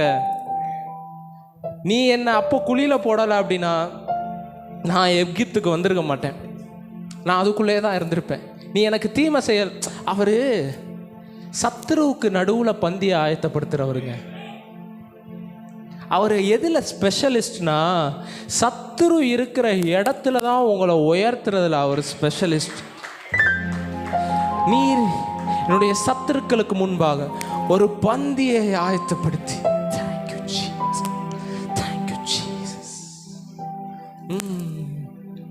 இப்போ சொல்லுங்க, சத்துருக்கள் உங்களுக்கு ஆசீர்வாதமா இல்லையா? எந்த அளவுக்கு ஜான் ஜெபராஜன் ஒரு பாட்டு எழுதி வச்சிருக்காரு பாருங்க, என் எதிரி பெருக பெருக என் பந்தி அளவும் பெருகும் அப்படின்ட்டு இருக்கு. எதிரி பெருகுனா பந்தி அளவு பெருகும். உங்களுக்கு அகெயின்ஸ்டா சத்துரு திட்டம் போடும் போதெல்லாம் அவர் உங்களுக்கு அடுத்த திட்டத்தை போட்டு போட்டு உயர்த்திக்கிட்டே இருப்பார், உயர்த்திக்கிட்டே இருப்பார், உயர்த்திக்கிட்டே இருப்பார்.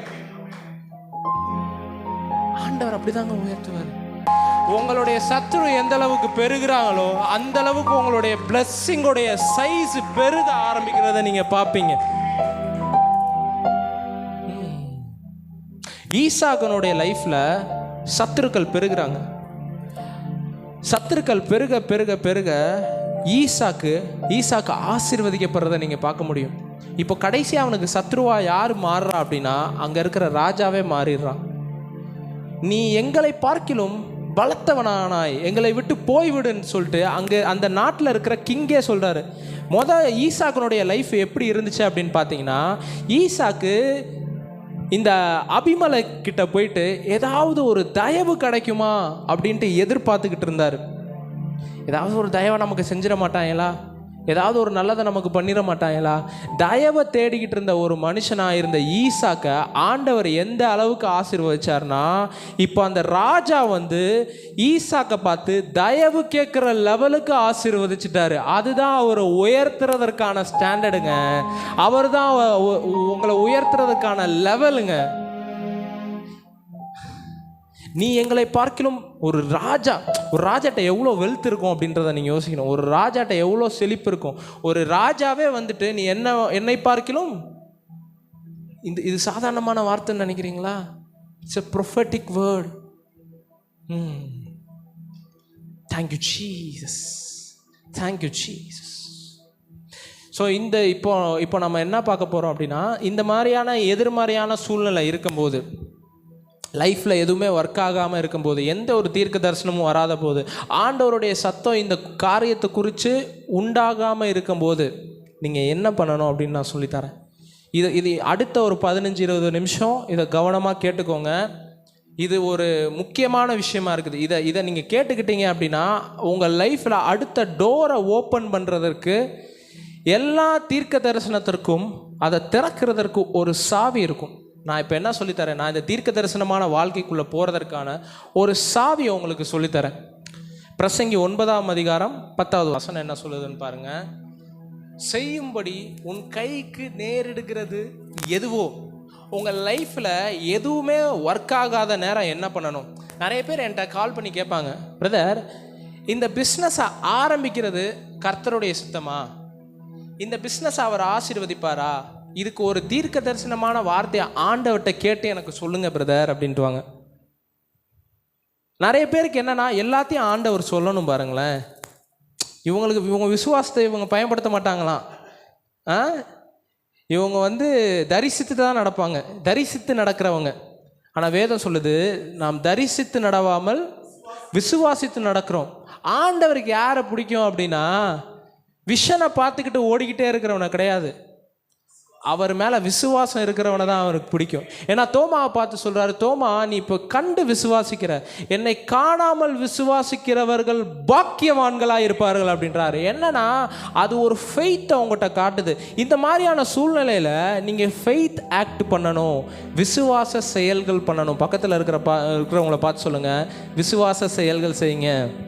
இங்கே என்ன போட்டிருக்கு அப்படின்னா, செய்யும்படி உன் கைக்கு நேரிடுகிறது எதுவோ. அந்த மாதிரியான நேரத்தில் என்ன பண்ணணும் அப்படின்னா, உங்களுக்குள்ளே இருக்கிற பெஸ்ட்டை நீங்கள் வெளியே கொண்டு வர ஆரம்பிக்கணும். எல்லோரும் புறக்கணிச்சிட்டாங்க பிரதர், எல்லாராலையும் தள்ளப்பட்டுட்டேன் பிரதர். அடுத்து என்ன பண்ணக்கூடாதுன்னா, நீங்கள் இருக்கிற நிலையிலேயே இருந்துடணும் அப்படின்னு யோசிக்கக்கூடாது. என்னைக்காச்சும் ஆண்டவர் என்னை உயர்த்துவார் பிரதர், எப்படியாச்சும் உயர்த்துவார் பிரதர், அப்படி இருக்கக்கூடாது. விசுவாச செயல்களை செய்யணும். உங்களுக்குள்ள இந்த மாதிரியான தீர்க்க தரிசனமான அழைப்பை ஆண்டவர் வச்சிருக்கிறாரு அப்படின்னா நீங்கள் விசுவாச செயல்களை செய்யணும். உங்களுக்கு அதை குறித்து தீர்க்க தரிசனம் உண்டாகலை அப்படின்னா விசுவாச செயல்களை செய்ய ஆரம்பிச்சிடணும். இந்த பிஸ்னஸை செய்யறது கர்த்தருக்கு பிரியமானு கேட்கக்கூடாது, அந்த பிஸ்னஸை செஞ்சு பார்க்கணும். விசுவாச செயலை செய்யணும், சும்மா இருக்கக்கூடாது. அந்த டைம் தான் உங்களுக்குள்ளே இருக்கிற பெஸ்ட் பொட்டென்ஷியலை, உங்களுக்குள்ளே இருக்கிற சிறந்த ஆற்றல்களை அந்த நேரத்தில் நீங்கள் வெளியே கொண்டு வர்றதற்கான டைம் அதுதான். யாருமே ஒரு ஊழியம் பண்ணுறீங்கன்னா யாருமே என்னை மீட்டிங்கு கூப்பிட மாட்டாங்க, 4 இடத்துல எனக்கு மீட்டிங் கிடைக்க மாட்டேங்குது அப்படின்னா, அந்த நேரத்தில் தான் நீ முன்னாடி பைபிளை படித்ததை விட அதிகமாக படிக்கணும். அந்த நேரத்தில் தான் நீ முன்னாடி ப்ரேயர் பண்ணதை காட்டிலும் அதிகமாக ப்ரேயர் பண்ணும். நீ அந்த நேரத்தில் தான் அதிகமாக இதுக்கு முன்னாடி உட்காராத அளவுக்கு ப்ரெசன்ஸில் உட்காரணும். ஏன்னா அது ஒரு தீர்க்க தரிசன செயலை செய்கிறதற்கான நேரமாக இருக்குது. அது கர்த்தரை உங்களுக்கு கொடுத்து வச்சிருக்கிற ஒரு ஆப்பர்ச்சுனிட்டிங்க. நிறைய பேர் இப்போதான் நான் ரட்சிக்கப்பட்டு பல வருஷம் ஆகுது, என்னுடைய வாழ்க்கை மாற்றப்படலை, கர்த்தர் இதை குறித்து இன்னும் சொல்ல மாட்டுறாரு. எனக்கெல்லாம் இந்த ஓயாமல் தீர்க்க தரிசனம் கேட்குறவங்களை பார்த்தாலே வந்து டார்ச்சர் ஆயிருவேன் பாருங்களேன். தீர்க்க தரிசனத்தை வாங்குறது தப்பு கிடையாது, தீர்க்க தரிசனத்தை வாங்கணும். ஓயாமல் கேட்டுக்கிட்டு இருப்பாங்க, பிரதர் எதுனாலும் பிரதர் இன்னைக்கு இங்கே போகலாமா, ஏண்டா போனா போடா, அதை ஏன்டா தீர்க்க தரிசனமாக கேட்டுக்கிட்டு இருக்க, சாப்பிடணுன்னா மட்டும் கேட்குறியா பிரதர், சாப்பிடலாமான்னு வந்து இதுக்கு மட்டும் இவங்களுக்கு வந்து இதுக்கு மட்டும் எங்கே இருந்துடா அவங்களுக்கு வருது, பிரதர் சாப்பிடலைன்னா இதாயிரும் பிரதர், பசிக்கும்ல, அப்போ பசிக்கும்ல அப்படின்றாங்க. அது மட்டும் உனக்கு நல்லா தெரியுது. அப்போ தீர்க்க தரிசன செயலையும் நீங்கள் செய்யணும். அந்த நேரத்தில் வந்து இதை குறித்து என்னன்னு யோசிக்காமல் உங்களுடைய முழு பலத்தில் ஒன்றை செய்ய ஆரம்பிக்கணும். சும்மா உட்காரக்கூடாது. இப்போ யோசேப்பை என்ன பண்ணுறாங்க அப்படின்னா, ஜெயிலில் போட்டுடுறாங்க, சிறைச்சாலையில் அடைச்சிடுறாங்க. இப்போ சிறைச்சாலையில் அடைச்ச உடனே யோசேப்பு மேலே இருந்த கிஃப்ட் என்னன்னா, சொப்பனங்களை வியாக்கியானம் பண்ணுறதற்கான ஒரு ஸ்கில்லை ஆண்டவர் அவனுக்கு கொடுத்து வச்சுருந்துருக்கார். சொப்பனத்தை வியாக்கியானம் பண்ணுறதற்கான ஒரு திறமையை ஆண்டவர் யோசேப்புக்குள்ளே கொடுத்து வச்சிருந்தார். இப்போ என்ன பண்ணுறாருன்னா, யோசேப்பு அந்த சிறைச்சாலைக்குள்ளே இருந்து சும்மா உட்காரல பாருங்கள். நீங்கள் உங்களுடைய சூழ்நிலையில் சும்மா போய் உட்காந்துடக்கூடாது. அதை என்ன பண்ணுறாருன்னா, 2 பேர் சொப்பனத்தை பார்க்குறாங்க. ஒன்று சுயம்பாகிகளின் தலைவன், இன்னொன்று பானபாத்திரக்காரன். 2 பேர் இந்த சொப்பனத்தை பார்க்கும்போது இந்த சொப்பனத்துக்கு என்ன அர்த்தம்னு தெரியாமல் குழம்பி போயிருக்கிறப்போ யோசேப்பு என்ன பண்ணுறாருன்னா, அந்த சிறைச்சாலைக்குள்ளே இருந்து ஒரு செயலை செய்கிறார். நீங்கள் நினச்சிடலாம், யோசேப்பு இப்படி நினச்சிருந்துருக்கலாம், நான் இந்த சிறைச்சாலைக்கு வந்த காரணமே என்ன, சொப்பனம்தான். இப்போ மறுபடியும் எனக்கு முன்னாடி கொய்யால நீங்கள்லாம் சொப்பனத்தை தூக்கிட்டு வந்தீங்க. நிறைய பேர் தீர்க்க தரிசனத்தை பார்த்து அஃபண்ட் ஆயிடுறாங்க. ஏன்டா இந்த தீர்க்க தரிசனத்தினால தான்டா நான் இன்னைக்கு இந்த பாடுபட்டுக்கிட்டு இருக்கிறேன். நிறைய பேர் சொல்லுவாங்க, பிரதர் என் மேலே அந்த ஊழியக்காரர் கை வச்சு ஜெபம் பண்ணார் பிரதர், ஜபம் பண்ணுறதுக்கு முன்னாடி வந்துட்டு நல்லா போய்கிட்டு இருந்துச்சு பிரதர், ஜபம் பண்ண உடனே போராட்டம் அதிகமாகிடுச்சு பிரதர் அப்படின்ட்டுவாங்க பாருங்க. ஏண்டா அது என்ன நேரன்றது உங்களுக்கு புரிகிறது கிடையாது. அதுதான் உங்களுக்குள்ளே இருக்கிற பெஸ்ட்டை கொண்டு வர்றதற்கான நேரம், அந்த போராட்டத்தை மேற்கொள்றதற்கான டைமாக இருக்குது அப்படின்னு அர்த்தம். தாவீதுக்கு முன்னாடி ஒரு கரடி வருது, தன்னுடைய ஆட்டை அதுகிட்ட இருந்து காப்பாத்துறாரு. சிங்கம் வருது, சிங்கத்திட்ட இருந்து ஆட்டை காப்பாத்துறாரு. தாவீதுக்கு அதுல எந்த ஒரு பரிசும் கிடைக்கல பாருங்க. தாவீதுக்கு ஏதாவது கிடைச்சிச்சா? அவனுடைய ஆடை மட்டும்தான் காப்பாத்திக்கிட்டான். ஆனா அவன் செஞ்சுக்கிட்டு இருந்தது ஒரு தீர்க்க தரிசன செயலா இருந்திருக்கு. ஒரு நாள் கோலியாத்து அப்படின்ற ஒன்று வர்றப்போ இவன் இப்போ இஸ்ரவேலை காக்குறான். இப்போ காக்குறப்போ ஜஸ்ட்டு அவனுடைய ஜனங்களை மட்டும் அவன் காக்கலை, இப்போ அவனுக்கு ரிவார்டும் சேர்ந்து வர ஆரம்பிச்சிருச்சு அப்படின்னு நான் சொல்கிறேன். அவன் செய்த கிரியைகளுக்கான பலனும் சேர்ந்து வர ஆரம்பிச்சிருச்சு அப்படின்னு நான் சொல்கிறேன். ஸோ அந்த மாதிரியான டைமை உங்களுக்குள்ளே இருக்கிற பெஸ்ட்டை கொண்டு வரணும். இப்போ யோசேப்பு என்ன பண்ணுறாருன்னா, அந்த சொப்பனத்தை வியாக்கியானம் பண்ண ஆரம்பிக்கிறார். இப்போ அவர் வியாக்கியானம் பண்ணது தான் அவரை அடுத்த சில வருஷங்கள் கழித்து அவரை அரண்மனைக்கு கொண்டு போகிறதுக்கு உதவியாக இருந்துச்சு. அதுதான் அவர் அங்கே கொண்டு போச்சு. அப்போ அந்த டைம் அவங்களுக்குள்ளே இருக்கிற பெஸ்ட்டை கொண்டு வரணும். நான்லாம் என்ன பண்ணுவேன் அப்படின்னா, எனக்கு முன்னாடி வந்து நிறைய டைம் இருக்கும். நான் வேலையெல்லாம் விட்டதுக்கப்புறம் நிறைய டைம் இருக்கும். உட்காந்து நான் பைபிளை ரீட் பண்ணுவேன். நிறைய செய்திகளாக கேட்டுக்கிட்டு இருப்பேன். செய்திகள்னால என்னை நிறச்சிக்கிட்டு இருப்பேன், வார்த்தையினால் என்னை நிறச்சிக்கிட்டு இருப்பேன். என்கிட்ட இருக்கிற பெஸ்ட்டை நான் எனக்குள்ளேருந்து கொண்டு வரணும் அப்படின்னு நான் நினைக்க ஆரம்பித்தேன். உங்களுக்குள்ளே இருக்கிற பெஸ்ட்டை கொண்டு வர்றதுக்கான பெஸ்ட்டு டைம் அதுதான். ஏன்னா அதுக்கடுத்த ஒரு சீசனில் ஆண்டவர் உங்களை உயர்த்த ஆரம்பிச்சிருவார். அந்த டைமில் நீங்கள் நினச்சாலும் அதை பண்ண முடியாது. அதுதான் best time. Invest on your self. அந்த நேரத்தில் உங்களுக்காக நீங்கள் நேரம் செலவழித்து உங்களுக்குள்ளே இருக்கிற பெஸ்ட்டை கொண்டு வர ஆரம்பிங்க. இதுக்கு முன்னாடி உங்களை ரிஜெக்ட் பண்ணாங்க பார்த்தீங்களா, அந்த ரிஜெக்ஷன் மறுபடியும் உங்களுக்கு நடக்காமல் இருக்கிறத நீங்கள் பார்க்க ஆரம்பிங்க. உங்களை மறுதளிக்கவே முடியாது. இவன் தாண்டா, இவனை அல்லாமல் கிடையாதுடா அப்படின்ட்டுருவாங்க. புரியுதுங்களா? உங்களுக்கு பெஸ்ட்டை கொண்டு வரணும் உங்களுக்குள்ளே இருக்கு. அந்த நேரத்தை தான் நீங்கள் உங்களுடைய ஃபுல் பொட்டன்ஷியலை பயன்படுத்த ஆரம்பிக்கணும். அடுத்த வசனத்தில் போட்டிருக்கும் பாருங்களேன், இந்த பிரசங்கி வாசிச்சோம்ல, அடுத்த வசனம் வாசிங்க. பிரசங்கி 9:11. நான் திரும்பிக் கொண்டு சூரியனுக்கு கீழே கண்டதாவது, ஓடுகிறதற்கு வேகம் உள்ளவர்களின் வேகமும் யுத்தத்துக்கு சௌரியவான்களின் சௌரியமும் போதாது, பிழைப்புக்கு ஞானம் உள்ளவர்களின் ஞானமும் போதாது, ஐஸ்வர்யம் அடைகிறதற்கு புத்திமான்களின் புத்தியும் போதாது, தயவு அடைகிறதற்கு வித்வான்களின் அறிவும் போதாது. அவர்கள் எல்லாருக்கும் சமயமும் தேவ செயலும் நேரிட வேண்டும். நல்லா நல்லா கவனிச்சுக்கோங்க. ஒருத்தனுக்கு சமயமும் தேவ செயலும் எல்லா நேரத்துலையும் நேரிடும். எல்லாருக்கும் ஆண்டவரால் ஒரு ஆப்பர்ச்சுனிட்டி கிடச்சிக்கிட்டே இருக்கும். சிலர் என்ன பண்ணிடுவாங்க அப்படின்னா, அந்த ஆப்பர்ச்சுனிட்டியை மிஸ் பண்ணுறதுக்கான காரணம் தான் முழு பலத்தோட இந்த ப்ரொஃபட்டிக்கல் ஆக்டை செய்கிறது கிடையாது, இந்த தீர்க்க தரிசனமான செயலை செய்கிறது கிடையாது. தீர்க்க தரிசனமான செயல்லாம் என்ன பிரதர் அப்படின்னு கேட்டிங்கன்னா, பொருளாதாரத்தில் கஷ்டப்பட்டுக்கிட்டு இருக்கிறீங்களா? இப்போ ஒரு பிஸ்னஸ் ஆரம்பிக்கணும்னு நினைக்கிறீங்க. இந்த பிஸ்னஸ் ஆரம்பித்தா வாய்க்குமானலாம் யோசிக்காதீங்க, செய்யுங்க, கர்த்தர் ஆசீர்வதிப்பார். இதை படித்தா எனக்கு இதை படிக்கிறது ரொம்ப கஷ்டமாக இருக்குமே, இதை படித்து இந்த போஸ்டிங்கை நான் வாங்க முடியுமா? படிக்க ஆரம்பிச்சிருங்க, ஆண்டவர் உங்களுக்கு அந்த போஸ்டிங்கை தர்றதை நீங்கள் பார்க்க ஆரம்பிப்பீங்க. இதை செஞ்சால் வாய்க்குமா அப்படின்றத யோசிச்சுட்டு அதை செய்ய ஆரம்பிச்சிட்டிங்க அப்படின்னா அது மேலே ஒரு பிளஸ்ஸிங் தரதை பார்க்க ஆரம்பிப்பீங்க. இப்போ இங்கே என்ன போட்டிருக்கு அப்படின்னா, சமயமும் தேவ செயலும் நேரிட வேணுமா? ஞானம் இருந்தால் மட்டும் பத்தாது, யுத்தத்துக்கு சௌரியம் இருந்தால் மட்டும் பத்தாது, பிழைப்புக்கு ஐஸ்வர்யம் அடைகிறதற்கு உங்களுடைய திறமை மட்டும் இருந்தால் போதாதான், ஒரு சமயமும் ஒரு தேவ செயலும் நேரிட வேண்டுமா? அந்த சமயமும் தேவ செயலும் நேரிடும் போது அதை நீங்கள் மிஸ் பண்ணக்கூடாது. To not miss that time. அந்த நேரத்தை தான் நீங்கள் பயன்படுத்த ஆரம்பிக்கணும். இப்போது தானியேலுக்கு ஒரு இப்போ நேபுகாத்நேச்சார் ஒரு சொப்பனத்தை வியாக்கியானம் பண்ணுறதுக்கான என்ன சொல்கிறது ஒரு சூழ்நிலை ஏற்படுது. இதை நீ சொல்லி ஆகணும் அப்படின்னு சொல்லிட்டு இப்போ நேபுகாத்நேச்சார் என்ன சொல்கிறாரு அப்படின்னா, அந்த சொப்பனத்தையும் என்கிட்ட சொல்லணும். நேபுகாத்நேச்சார் ஒரு சொப்பனத்தை பார்த்துருக்கிறார். நிறைய சாஸ்திரிகளை அந்த அந்த காலத்தில் இருந்திருக்கிறாங்க பாருங்களேன். சாஸ்திரிகள், அந்த மந்திரவாதிகள், அந்த மெஜிஷியன்ஸ் சொப்பனத்தை வியாக்கியானம் பண்ணுறது பொதுவாகவே அந்த நாட்களில் ஒரு ஸ்கில்லாக இருந்துச்சு. நீங்கள் ஒரு சொப்பனத்தை சொன்னீங்க அப்படின்னா, இந்த சொப்பனத்துக்கு இதுதான் அர்த்தம் அப்படின்னு சொல்லிட்டு நீங்கள் பார்த்த விஷயத்தை வச்சு கனெக்ட் பண்ணி உங்களுக்கு அதுக்கான மீனிங்கை சொல்லிடுவாங்க. அதற்கான ஞானம் உள்ளவர்கள்லாம் அந்த காலத்தில் இருந்தாங்க. பரிசுத்த ஆவியானவர் பெற்றுக்கொண்டவர்னு சொல்லலாம். அதுக்கான ஞானம் உள்ளவர்கள்லாம் அங்கே இருந்தாங்க. அப்போது இப்போ ராஜா என்ன சொல்கிறான் அப்படின்னா, இந்த சொப்பனத்துக்கான அர்த்தத்தை மட்டும் எனக்கு சொல்லக்கூடாது, அந்த சொப்பனத்தையும் சொல்லணும், அதற்கான அர்த்தத்தையும் சொல்லணும். இது நடக்கணும் அப்படின்னா நேச்சுரல் ஸ்கில்ல பண்ண முடியாது, இதுக்கு ஒரு சூப்பர் நேச்சுரல் ஸ்கில் வேணும்.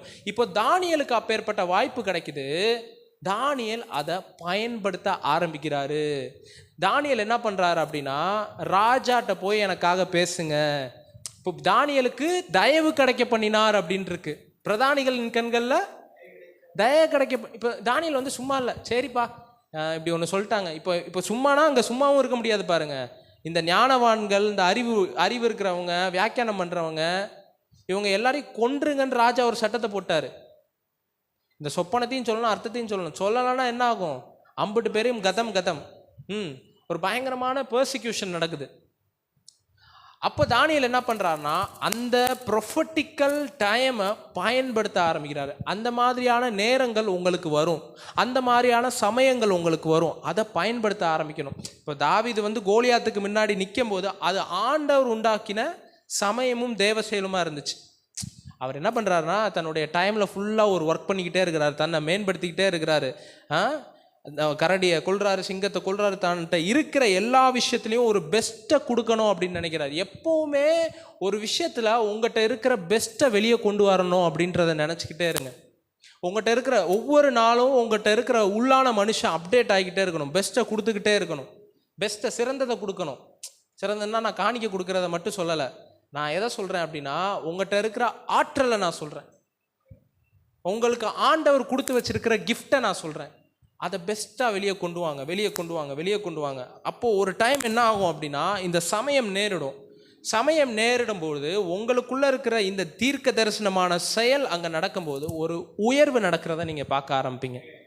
அந்த நேரத்தில் நீங்கள் மிஸ் பண்ணக்கூடாதுன்னா, அதுக்கு முன்னாடி இருக்கிற நேரத்தை ஃபுல்லாக ப்ராக்டிஸ் பண்ணி உங்களை பயன்படுத்திக்க ஆரம்பிக்கணும்.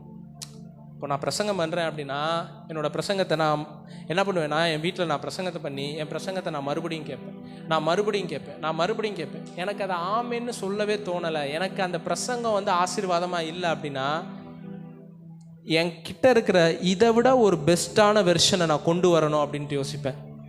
இது பத்தாது, இந்த அபிஷேகம். நான் இப்போவும் யோசிக்கிறது என்னென்னா, இந்த அபிஷேகம் பத்தாது, இப்போ நம்ம மூவ் பண்ணுற கிஃப்ட்டு பத்தாது, நம்மக்கிட்ட இருக்கிற ஒரு பெஸ்ட்டை கொண்டு வந்துக்கிட்டே இருக்கணும் அப்படின்னு நினைப்பேன்.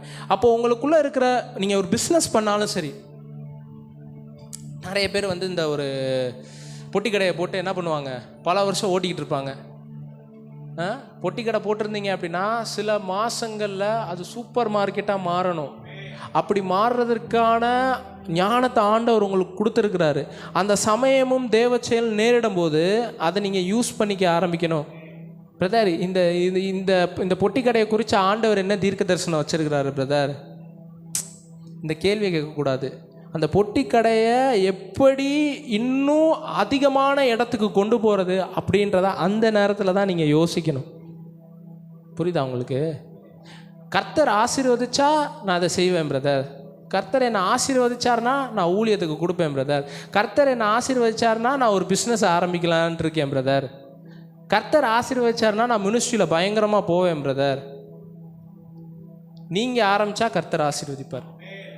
ஒரு வசனத்தை வாசிக்கலாம். ஆதியாகமம் 26. Thank you Jesus.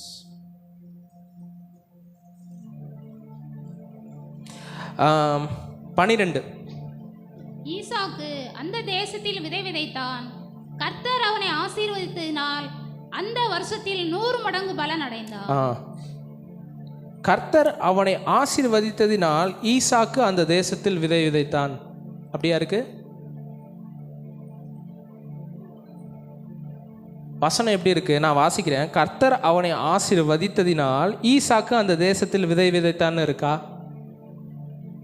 கர்த்தர் இதுக்கு முந்தின சில வசனங்களுக்கு மேலே போய் பார்த்தீங்க அப்படின்னா, நான் உன்னை ஆசீர்வதிப்பேன், உன்னுடைய பிதாக்களுக்கு ஆணையிட்டு கொடுத்த தெய்வம் நான் தான் அப்படின்னு வந்து சொல்கிறார். சொன்னவர் தீர்க்க தரிசனத்தை சொல்லிட்டாரு. ஆனால் தீர்க்க தரிசனமான செயலை ஆண்டவர் இங்கே சொல்லவே இல்லையே, இங்கே மென்ஷன் பண்ணவே இல்லையே. நீ விதைன்ட்டாரா? கிடையாது. ஈசாக்கு என்ன பண்ண ஆரம்பிச்சிட்டாருன்னா, இப்போ ஒரு விதையை எடுத்து விதைக்கிறாரு. கர்த்தர் அவனை ஆசீர்வதித்ததினால், அதாவது ஆசீர்வதிச்சதுனால அவன் விதையை விதைக்கல, அவன் விதையை விதைச்சதுனால கர்த்தர் அவனை ஆசீர்வதிச்சாரு. இந்த ரெவலேஷன் எத்தனை பேருக்கு புரியுது? அப்போ நீங்கள் ஒன்றை துவங்க ஆரம்பிச்சிட்டிங்க, நீங்கள் ஒன்றை பண்ண ஆரம்பிச்சிட்டிங்க அப்படின்னா கர்த்தர் உங்களை ஆசீர்வதிச்சு உயர்த்துறதை பார்ப்பீங்க. நான் இப்போ சொல்கிறேன், இந்த தீர்க்க தரிசனமான வார்த்தையை பிடிச்சிக்கோங்க. நான் அடுத்த தடவை இங்கே வரப்போகுது, இங்கேருந்து நிறைய பிஸ்னஸ் உமனை ஆண்டவர் எழுப்புவார். இதுவரைக்கும் நீங்க பார்த்திராத ஒரு ஐஸ்வர்யத்தை நீங்க அனுபவிக்க ஆரம்பிப்பீங்க. அடுத்த 6 மாசத்துல உங்களுக்கு ஒரு சூப்பர் நேச்சுரல் ஃபைனான்ஸ் திறக்கிறத நீங்க பார்க்க ஆரம்பிப்பீங்க. Thank you Jesus. பிளஸ் ஃபைனான்ஸ் திறக்கிறத பார்க்க ஆரம்பிப்பீங்க. இதுவரைக்கும் பார்க்காத ஒரு ஃபைனான்ஸ் உங்களுக்கு அடுத்த 6 மாசத்துல திறக்கும். I prophesy, I decree and I declare, I decree and I declare. அடுத்த 6 மாசத்துல இதுவரைக்கும் நீங்க பார்த்திராத ஒரு சூப்பர் நேச்சுரலை கர்த்தர் உங்களுக்கு திறப்பார். ஓ தேங்க்யூ ஜீசஸ். இப்போ ஈசாக்கை பற்றி போட்டிருக்கு, அவன் ஐஸ்வர்யவானாகி வர வர விருத்தி அடைந்து மகா பெரியவனானான். அவன் ஒவ்வொரு நாளும் என்ன ஆக ஆரம்பிச்சிட்டானா, வர வர விருத்தி அடைந்து, வாயத்தோடு சொல்லுங்க, வர வர விருத்தி அடைந்து, வர வர விருத்தி அடைந்து, வர வர விருத்தி அடைந்து. அடுத்த ஒரு மாதம் வரும்போது வர வர விருத்தி அடைந்து, 2வது மாதம் ஆகும்போது வர வர விருத்தி அடைந்து, 3வது மாதம் ஆகும்போது வர வர விருத்தி அடைந்து, 4வது மாதம் ஆகும்போது வர வர விருத்தி அடைந்து, 5வது மாதம் ஆகும்போது வர வர விருத்தி அடைந்து, 6வது மாதம் ஆகும்போது வர வர விருத்தி அடைந்து அவன் மகா பெரிய ஐஸ்வர்யவானானான்.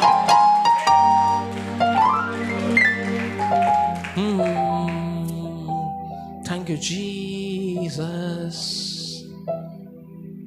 இதுதான் ப்ரொஃபட்டிக்கல் ஆக்ட். ஏதோ ஒன்று நீங்கள் செய்யணும், ஏதாவது ஒன்று உங்கள்கிட்ட இருக்கிற பெஸ்ட்டை வச்சு செய்யுங்க. இன்னும் சொல்லுவாங்க, கர்த்தர் என்னை வந்து ஆசீர்வதிச்சா நான் வந்து மினிஸ்ட்ரிக்கு கொடுக்க ஆரம்பிப்பேன் பிரதர். கொடுக்க ஆரம்பிங்க, ஆசீர்வதிப்பேன். நீங்கள் பார்க்க ஆரம்பிப்பீங்க. ஃபஸ்ட்டு கொடுக்கணும். உங்களுடைய சில டைம் இருக்கும், அந்த டைம் வந்து இன்வெஸ்ட் பண்ணுறதுக்கான டைம். நீங்கள் என்ன நினைக்கிறீங்க அப்படின்னா, ஆண்டவர் எனக்கு கொடுத்தா தான் இதெல்லாம் செய்வேன் அப்படின்ட்டு. இல்லை, உங்கள்கிட்ட இருக்கிறத பெஸ்ட்டாக பயன்படுத்த ஆரம்பிங்க. நான்லாம் என்ன பண்ணிகிட்டு இருப்பேன், என்னுடைய மினிஸ்ட்ரியில் அந்தளவுக்கு நான் ஷோ பண்ணியிருக்கிறேன். நான் இப்போ என்னை கர்த்தர் ஆசீர்வதிக்கிறாரு, நான் கொடுக்குறேன். பட் ஆனால் இது எதுவுமே என் லைஃப்பில் பார்க்காத நேரத்தில் நான் நிறைய விதைச்சிருக்கிறேன். எதனாலும் காணிக்க கொடுக்குறது மட்டும் கிடையாது, உங்களுடைய நேரத்தை விதைக்கலாம், நேரத்தை இன்வெஸ்ட் பண்ணலாம், ஞானத்தை அடைகிறதுக்கு இன்வெஸ்ட் பண்ணலாம், பைபிளில் ஸ்பெண்ட் பண்ண ஆரம்பிங்க. இன்னும் நான் என்னுடைய ஞானத்தை அதிகரிக்கணும்னு ஸ்பெண்ட் பண்ண ஆரம்பிங்க. ஏதோ ஒரு விதையை விதைக்கிறீங்க நீங்கள், அந்த விதை உங்களை வர வர விருத்தி அடைய வைக்கும். உங்களை கர்த்தர் நிறைய பேர் சொல்லுவாங்க, பிரதர் கர்த்தர் என்னுடைய விதையை ஆசீர்வதிச்ச மாதிரி தெரியலை அப்படின்னு சொல்லுவாங்க.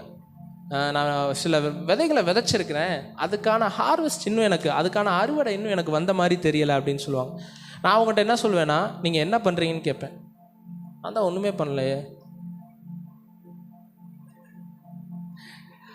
ஒன்றுமே பண்ணாமல் இருந்து விதைக்கக்கூடாது, எதையாவது பண்ணிக்கிட்டே விதைக்கணும். சொல்லுங்கள், சும்மா இருந்து விதைக்கக்கூடாது, ஏதாவது செஞ்சுக்கிட்டே விதைக்கணும். கர்த்தர் உங்களை ஆசீர்வதிக்கிறதுக்கு ஒரு சோர்ஸ், ஒரு ரிசோர்ஸை உங்கள்கிட்ட பயன்படுத்தி உங்கள்கிட்ட அந்த பிளஸ்ஸிங்கை அனுப்புவார் பாருங்க. கொடுங்கள் அப்பொழுது உங்களுக்கு கொடுக்கப்படும் அப்படின்ட்டு இருக்கு. யார் மறுபடியும் கொடுப்பாங்கன்னு அந்த வசனத்தில் போட்டிருக்கு தெரியுமா? அமுக்கி குலுங்கி சரிந்து விழும்படி நன்றாய் யார் மடியில் போடுவாங்க?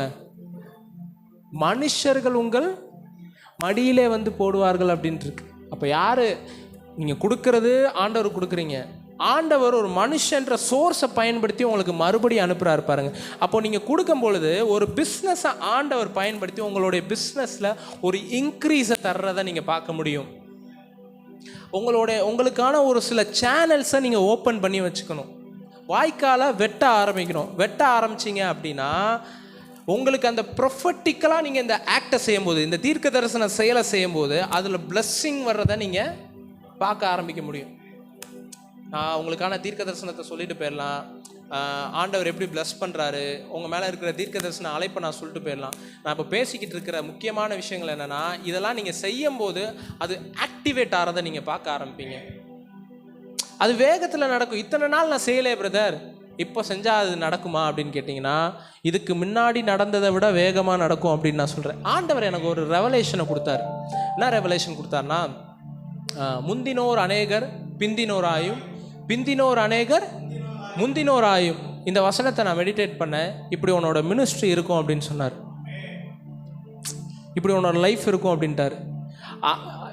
நான் சொல்கிறேன், இது வரைக்கும் நிறைய ஊழியக்காரங்க வருஷங்கள் சென்று பார்க்காத ரிசல்ட்டை ஆண்டவர் என்னை குறுகிய காலத்திலே பார்க்க வச்சிருக்கிறாரு அப்படின்னு நான் சொல்கிறேன். இதான் நான் சொல்கிறேன், முந்தினோர் அநேகர் பிந்தினோராயும். அதுக்கு ஒரு அர்த்தம் சொன்னார். நான் ஒரு நாள் ஒரு கடைக்கு போய்கிட்டு இருந்தேன். நான் வெளியே நின்றுக்கிட்டு இருந்தேன். ஒரு அமைச்சருடைய வண்டி அது வழியாக கிராஸ் பண்ணிக்கிட்டு இருக்கு. ஐ டோன்ட் நோ, அமைச்சரா கலெக்டரா, ஐ டோன்ட் நோ, சரியாக ஞாபகம் இல்லை. ஒரு வண்டி கிராஸ் ஆகிட்டு இருக்கு. அதுக்கு முன்னாடி பின்னாடி நிறைய வண்டிகள் போகுது. ஐ திங்க் கலெக்டர் வண்டிக்கு பின்னாடி போகாதுன்னு நினைக்கிறேன். அப்போது பின்னாடி நிறைய வண்டி போய்கிட்டே இருக்குது. போய்கிட்டு இருந்தப்போ டக்குன்னு அந்த இடத்துல ஒரு ஆம்புலன்ஸ் வருது. ஆம்புலன்ஸ் வந்த உடனே என்ன ஆகுது அப்படின்னா, இந்த அமைச்சர் வண்டி, இந்த போய்கிட்டு இருந்த முன்னாடி பாடி கார்டு செக்யூரிட்டி வண்டி, ஒரு 3 பேர் வாங்கலேன்,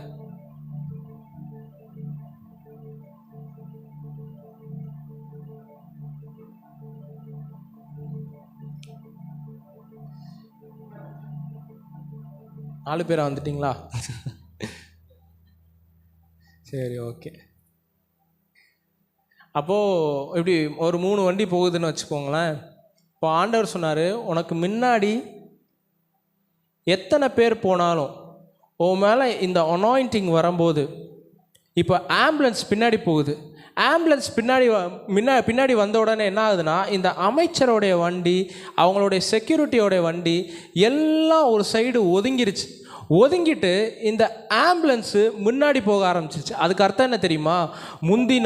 முந்தினோர் அநேகர் பிந்தினோராயும் பிந்தினோர் அநேகர் முந்தினோராயும், எல்லாரையும் பின்னுக்கு தள்ளிட்டு முன்னுக்கு வர்றது தான் நான் சொல்கிறேன். பிந்தினோர் அநேகர் முந்தினோராயும் முந்தினோர் அநேகர் பிந்தினோராயும். உங்களுக்கு முன்னாடி இருக்கிறவங்களையும் ஆண்டவர் தள்ளிட்டு உங்களுக்குள்ள இருக்கிற ப்ரொஃபட்டிக் பிளஸ்ஸிங் அவரால் கொண்டு வர முடியும்னு நான் சொல்கிறேன். Thank you Jesus, thank you Jesus. உட்காந்துக்கோங்க. ஒரு பிளஸ்ஸிங் அப்படி வேகமாக நடக்கிறத பார்ப்பீங்க. அடுத்த 6 மாதத்தில் நார்மலாக அந்த வார்த்தையை எடுத்துகிட்டு போகாதீங்க. இந்த வார்த்தையை அவர் எனக்கு கொடுத்த உடனே ஒரு பயங்கர க்ரோத் என்னுடைய மினிஸ்ட்ரியில் அதுக்கப்புறம் நடக்க ஆரம்பிச்சிச்சு. சின்ன எஃபோர்ட் பெரிய ஹார்வெஸ்ட்டை கொண்டு வரும். சின்ன எஃபோர்ட்டு கூட ஒரு பெரிய ஹார்வெஸ்ட்டை கொண்டு வரும். உங்கள் மேலே ப்ரொஃபட்டிக் காலிங் இருக்கிறதுனால. எத்தனை பேருக்கு இன்றைக்கி வார்த்தை பிரயோஜனமாக இருக்குது? எத்தனை பேருக்கு புரியுது? எல்லா நேரமும் தீர்க்க தரிசனத்துக்காக கிடையாது. தீர்க்க தரிசன செயலை செய்யுங்க. எல்லாமே தீர்க்க தரிசனமாக ஆண்டவர் சொல்ல மாட்டார். சிலதெல்லாம் தீர்க்க தரிசன செயலாகவே வச்சிருப்பார். இவனை இதில் தான்டா நீங்கள் எதில் ரொம்ப கஷ்டப்படுறீங்களோ அதில் தான் அவர் உயர்த்துறதுல ஒரு ஸ்பெஷலிஸ்ட்டாக இருக்கிறார். எனக்கு வந்துட்டு பொருளாதாரத்தில் கஷ்டப்பட்டேன் அப்படின்னு நான் சொன்னேன். கஷ்டப்பட்டப்போ என்கிட்ட ஒரு பைக்கு வாங்குறதுக்கு லிட்ரலாக காசு கிடையாது. எனக்கு ஒருத்தர் பைக்கு வாங்கி தரேன் அப்படின்னு சொன்னார். அவரும் வாங்கி தருவார். அவர் என்ன சொன்னார்னா, நான் செகண்ட்ஸில் உனக்கு வாங்கி தரேன் அப்படின்னு ப்ராமிஸ் பண்ணார். என்கிட்ட ஒரு சைக்கிள் இல்லை, நான் நடந்து போய்கிட்டு இருக்கேன். ஆண்டவர் என்கிட்ட சொன்னார், திரும்பி பாரு, இந்த லைஃப்பை இதுக்கு அடுத்து நீ தேடினாலும் கிடைக்காது அப்படின்ட்டாரு. நானும் பார்த்தேன். திரும்பி பார்த்தா இந்த லைஃப்பில் தேடுறதுக்கு என்ன இருக்குது கிடைக்கிறதுக்கு? இது தேடினாலும் கிடைக்க அந்த மாதிரியான ஒரு லைஃப்பில் தான் நான் போய்கிட்டு இருக்கேன். ஆண்டவர் பேசுகிறாருன்றதை எப்படி தெரியுமா நீங்கள் உறுதிப்படுத்தலாம்? உங்கள் சூழ்நிலைக்கும் நீங்கள் வாழ்கிற வாழ்க்கைக்கும் அவர் சொல்கிற வார்த்தைக்கும் சம்மந்தம் இல்லைன்னு வச்சுக்கோங்க. நான் சொல்கிறேன், அதுதான் ஆண்டவர் பேசுகிறது. நீங்கள் ரொம்ப கீழே இருப்பீங்க, அப்போ சொல்லுவார், நீ வாளாகாமல் தலையாவாய், கீழாகாமல் மேலாவாய் அப்படின்ட்டு வர. சூழ்நிலைக்கும் உங்களுக்கும் சம்பந்தமே இல்லாத ஒரு வார்த்தையை அவர் சொல்லுவார். அப்போ அந்த டைம் பார்த்தீங்கன்னா என்கிட்ட சைக்கிளே கிடையாது. இப்போ ஒரு பைக்கு வாங்குறதுக்கான ஃபினான்ஸ் கிடையாது. ஒருத்தர் சொல்கிறாரு, வா தம்பி, நான் உனக்கு செகண்ட்ஸில் ஒரு 10,000 12,000 ரூபாய்க்கு ஒரு பைக்கை வாங்கி தரேன் அப்படின்றார். சரி, அவரையும் நம்பி டெய்லி அவரோட ஆஃபீஸுக்கு போகிறேன். நடந்து போகணும் பாருங்கள், ஒரு 2 கிலோமீட்டர்ஸ் போயிட்டு திருப்பி அடுத்த வீட்டுக்கு திருப்பி ரிட்டர்ன் வரணும். போயிட்டு வரேன். டெய்லி ஆஃபீஸுக்கு கூப்பிடுவார். சரி, கூப்பிட்றா மனுஷன் அப்படின்னு சொல்லிட்டு, அவர் நல்ல ஒரு பிஸ்னஸ் மேன் பாருங்கள். அவர் நினச்ச புது வண்டியை வாங்கி தரலாம். பழைய வண்டியெலாம் மேட்டரே கிடையாது, நினச்சா முடியும். அப்படி தான் இருந்தார். அப்போது டெய்லி நடந்து போகிறேன். மனுஷன் டெய்லி கூப்பிட்றாரு, வாங்கி தர மாதிரியே தெரில. அப்போ நான் சுதானிச்சுக்கிட்டேன், பார்ட்டி நம்மளை வச்சு நல்ல வேலை தான் வாங்குறாப்புல, நமக்கு பைக்கெல்லாம் வாங்கி தர்ற மாதிரி தெரியலை அப்படின்றத தெரிஞ்சுக்கிட்டேன். Rejection of man. எதில் நீங்கள் கஷ்டப்பட்டுக்கிட்டு இருக்கிறீங்களோ, எதில் உங்களை மனுஷன் ரிஜெக்ட் பண்ணி உங்களை புறக்கணித்து வச்சுருக்கிறானோ, எது உங்களுக்கு வராமல் இருக்குதோ, நான் சொல்கிறேன், அது ப்ராஃபஸி கிடையாது, அது ப்ரொஃபட்டிக்கல். அது தீர்க்க தரிசனம் கிடையாது, அது தீர்க்க தரிசனமான செயல். தீர்க்க தரிசனத்தை சொல்லி ஆண்டவர் அந்த இடத்துலேருந்து கொண்டு வர மாட்டார்.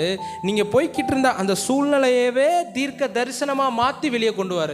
நான் சொல்கிறேன், அதுக்கடுத்த ஒரு மாதத்தில் ஆண்டவர் என்ன புது பைக்கை வாங்குறதுக்கு கிருபை செய்தார். இதுதாங்க இப்போ ஆண்டவர் என் மினிஸ்ட்ரியை க்ரோ பண்ணிக்கிட்டு இருக்கிறாரு. அடுத்த ஒரு ரேஞ்சுக்குள்ளே போய்கிட்டு இருப்போம். இப்போ கர்த்தர் ப்ளஸ் பண்ணிக்கிட்டே இருக்கிறார். அதாவது அன்னைக்கு ஒரு பைக்கு வாங்க முடியாமல் இருந்த என்ன இன்னைக்கு லட்சங்களை விதைக்கிறதுக்கு ஆண்டவர் உதவி செஞ்சுருக்கிறார். இப்போ அடுத்து ஒரு கார் எடுக்க போகிறோம். அடுத்த மாதத்தில் ஒரு கார் எடுக்க போகிறோம்.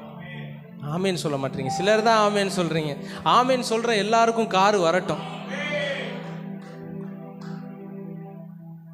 நான் ஏன் பெருமையை சொல்லலை, கர்த்தருடைய செயலின் வல்லமை, அவர் செய்யக்கூடிய தீர்க்க தரிசன செயல்களை நான் சொல்லிக்கிட்டு இருக்கிறேன். உங்கள் லைஃப் அப்படி இருக்கும். Thank you Jesus, thank you Jesus. Okay, நம்ம ப்ரேயர் பண்ணலாம். கண்ணை மூடுங்க. பிதாவே, இயேசு கிறிஸ்துவின் நாமத்தினால இன்னைக்கு இந்த வார்த்தையை கேட்டுக்கிட்டு இருக்கிற, இந்த வார்த்தையை கேட்ட ஒவ்வொருத்தவங்களுடைய லைஃப்லேயும் ஒரு சூப்பர் நேச்சுரல் நடக்கட்டும். ஒரு இயற்கைக்கு அப்பாற்பட்ட காரியங்கள் இவங்க லைஃப்பில் ப்ரொஃபட்டிக்கலாக நடக்கட்டும்.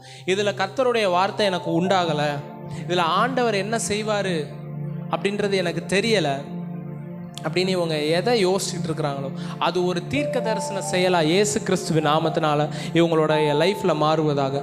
அடுத்த 6 மாதத்தில், வித்தின் நெக்ஸ்ட் 6 months இவங்களுக்கு ஒரு சூப்பர் நேச்சுரல் டோர்ஸ் ஓப்பனாக இருக்கட்டும். அடுத்த தடவை நான் இங்கே வர்றப்போ இவங்க சாட்சிகளை சொல்லட்டும் இயேசு கிறிஸ்துவின் நாமத்தினால. இதிலிருந்து சாட்சிகள் நிறைய புறப்பட்டு வருவதாக.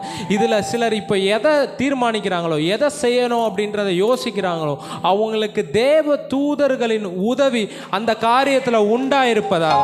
I release the angels. I release the angels. I release the angels. இயேசு கிறிஸ்துவின் நாமத்தினால தேவ தூதர்களை நான் கட்டவிழ்த்து விடுகிறேன். அடுத்த 6 மாசத்துல இந்த சர்ச்சினுடைய growth வேற லெவல்ல இருக்கட்டும். இந்த சர்ச் மேல ஒரு க்ளோரியை நான் பேசுகிறேன். இது வரைக்கும் இல்லாத ஒரு growth இந்த சர்ச்சில் அடுத்த 6 monthsல நடக்கட்டும். அடுத்த 6 monthsல நடக்கட்டும். அடுத்த 6 monthsல நடக்கட்டும். Thank you Jesus. Thank you Jesus. Thank you Jesus. Thank you Jesus. நீர் கொடுத்த இந்த வார்த்தைகளுக்காக ஒவ்வொருத்தவரையும் நான் பிளஸ் பண்ணுறேன். இவங்க திரும்பி போகும்போதே இவங்களுடைய மைண்டில் அந்த சூப்பர் நேச்சுரல் எல்லாம் வந்து பதியட்டும். இந்த சொன்ன வார்த்தைகள் இவங்களுடைய இருதயத்தில் ஆழமாக போய் பதியட்டும். பரிசுத்த ஆவியானவரே, இவங்க ஒவ்வொருத்தவங்க எங்களுடைய இருதயத்தில் இந்த வார்த்தை விதைக்கப்பட்டு ஒரு ஹார்வெஸ்ட்டை கொண்டு போகிற ரேஞ்சுக்கு கொண்டு போட்டு எல்லாரையும் பிளஸ் பண்ணுறேன். பெரிய காரியங்கள் நீங்கள் செய்ய இயேசுவின் நாமத்தில் பிதாவே, ஆமென்.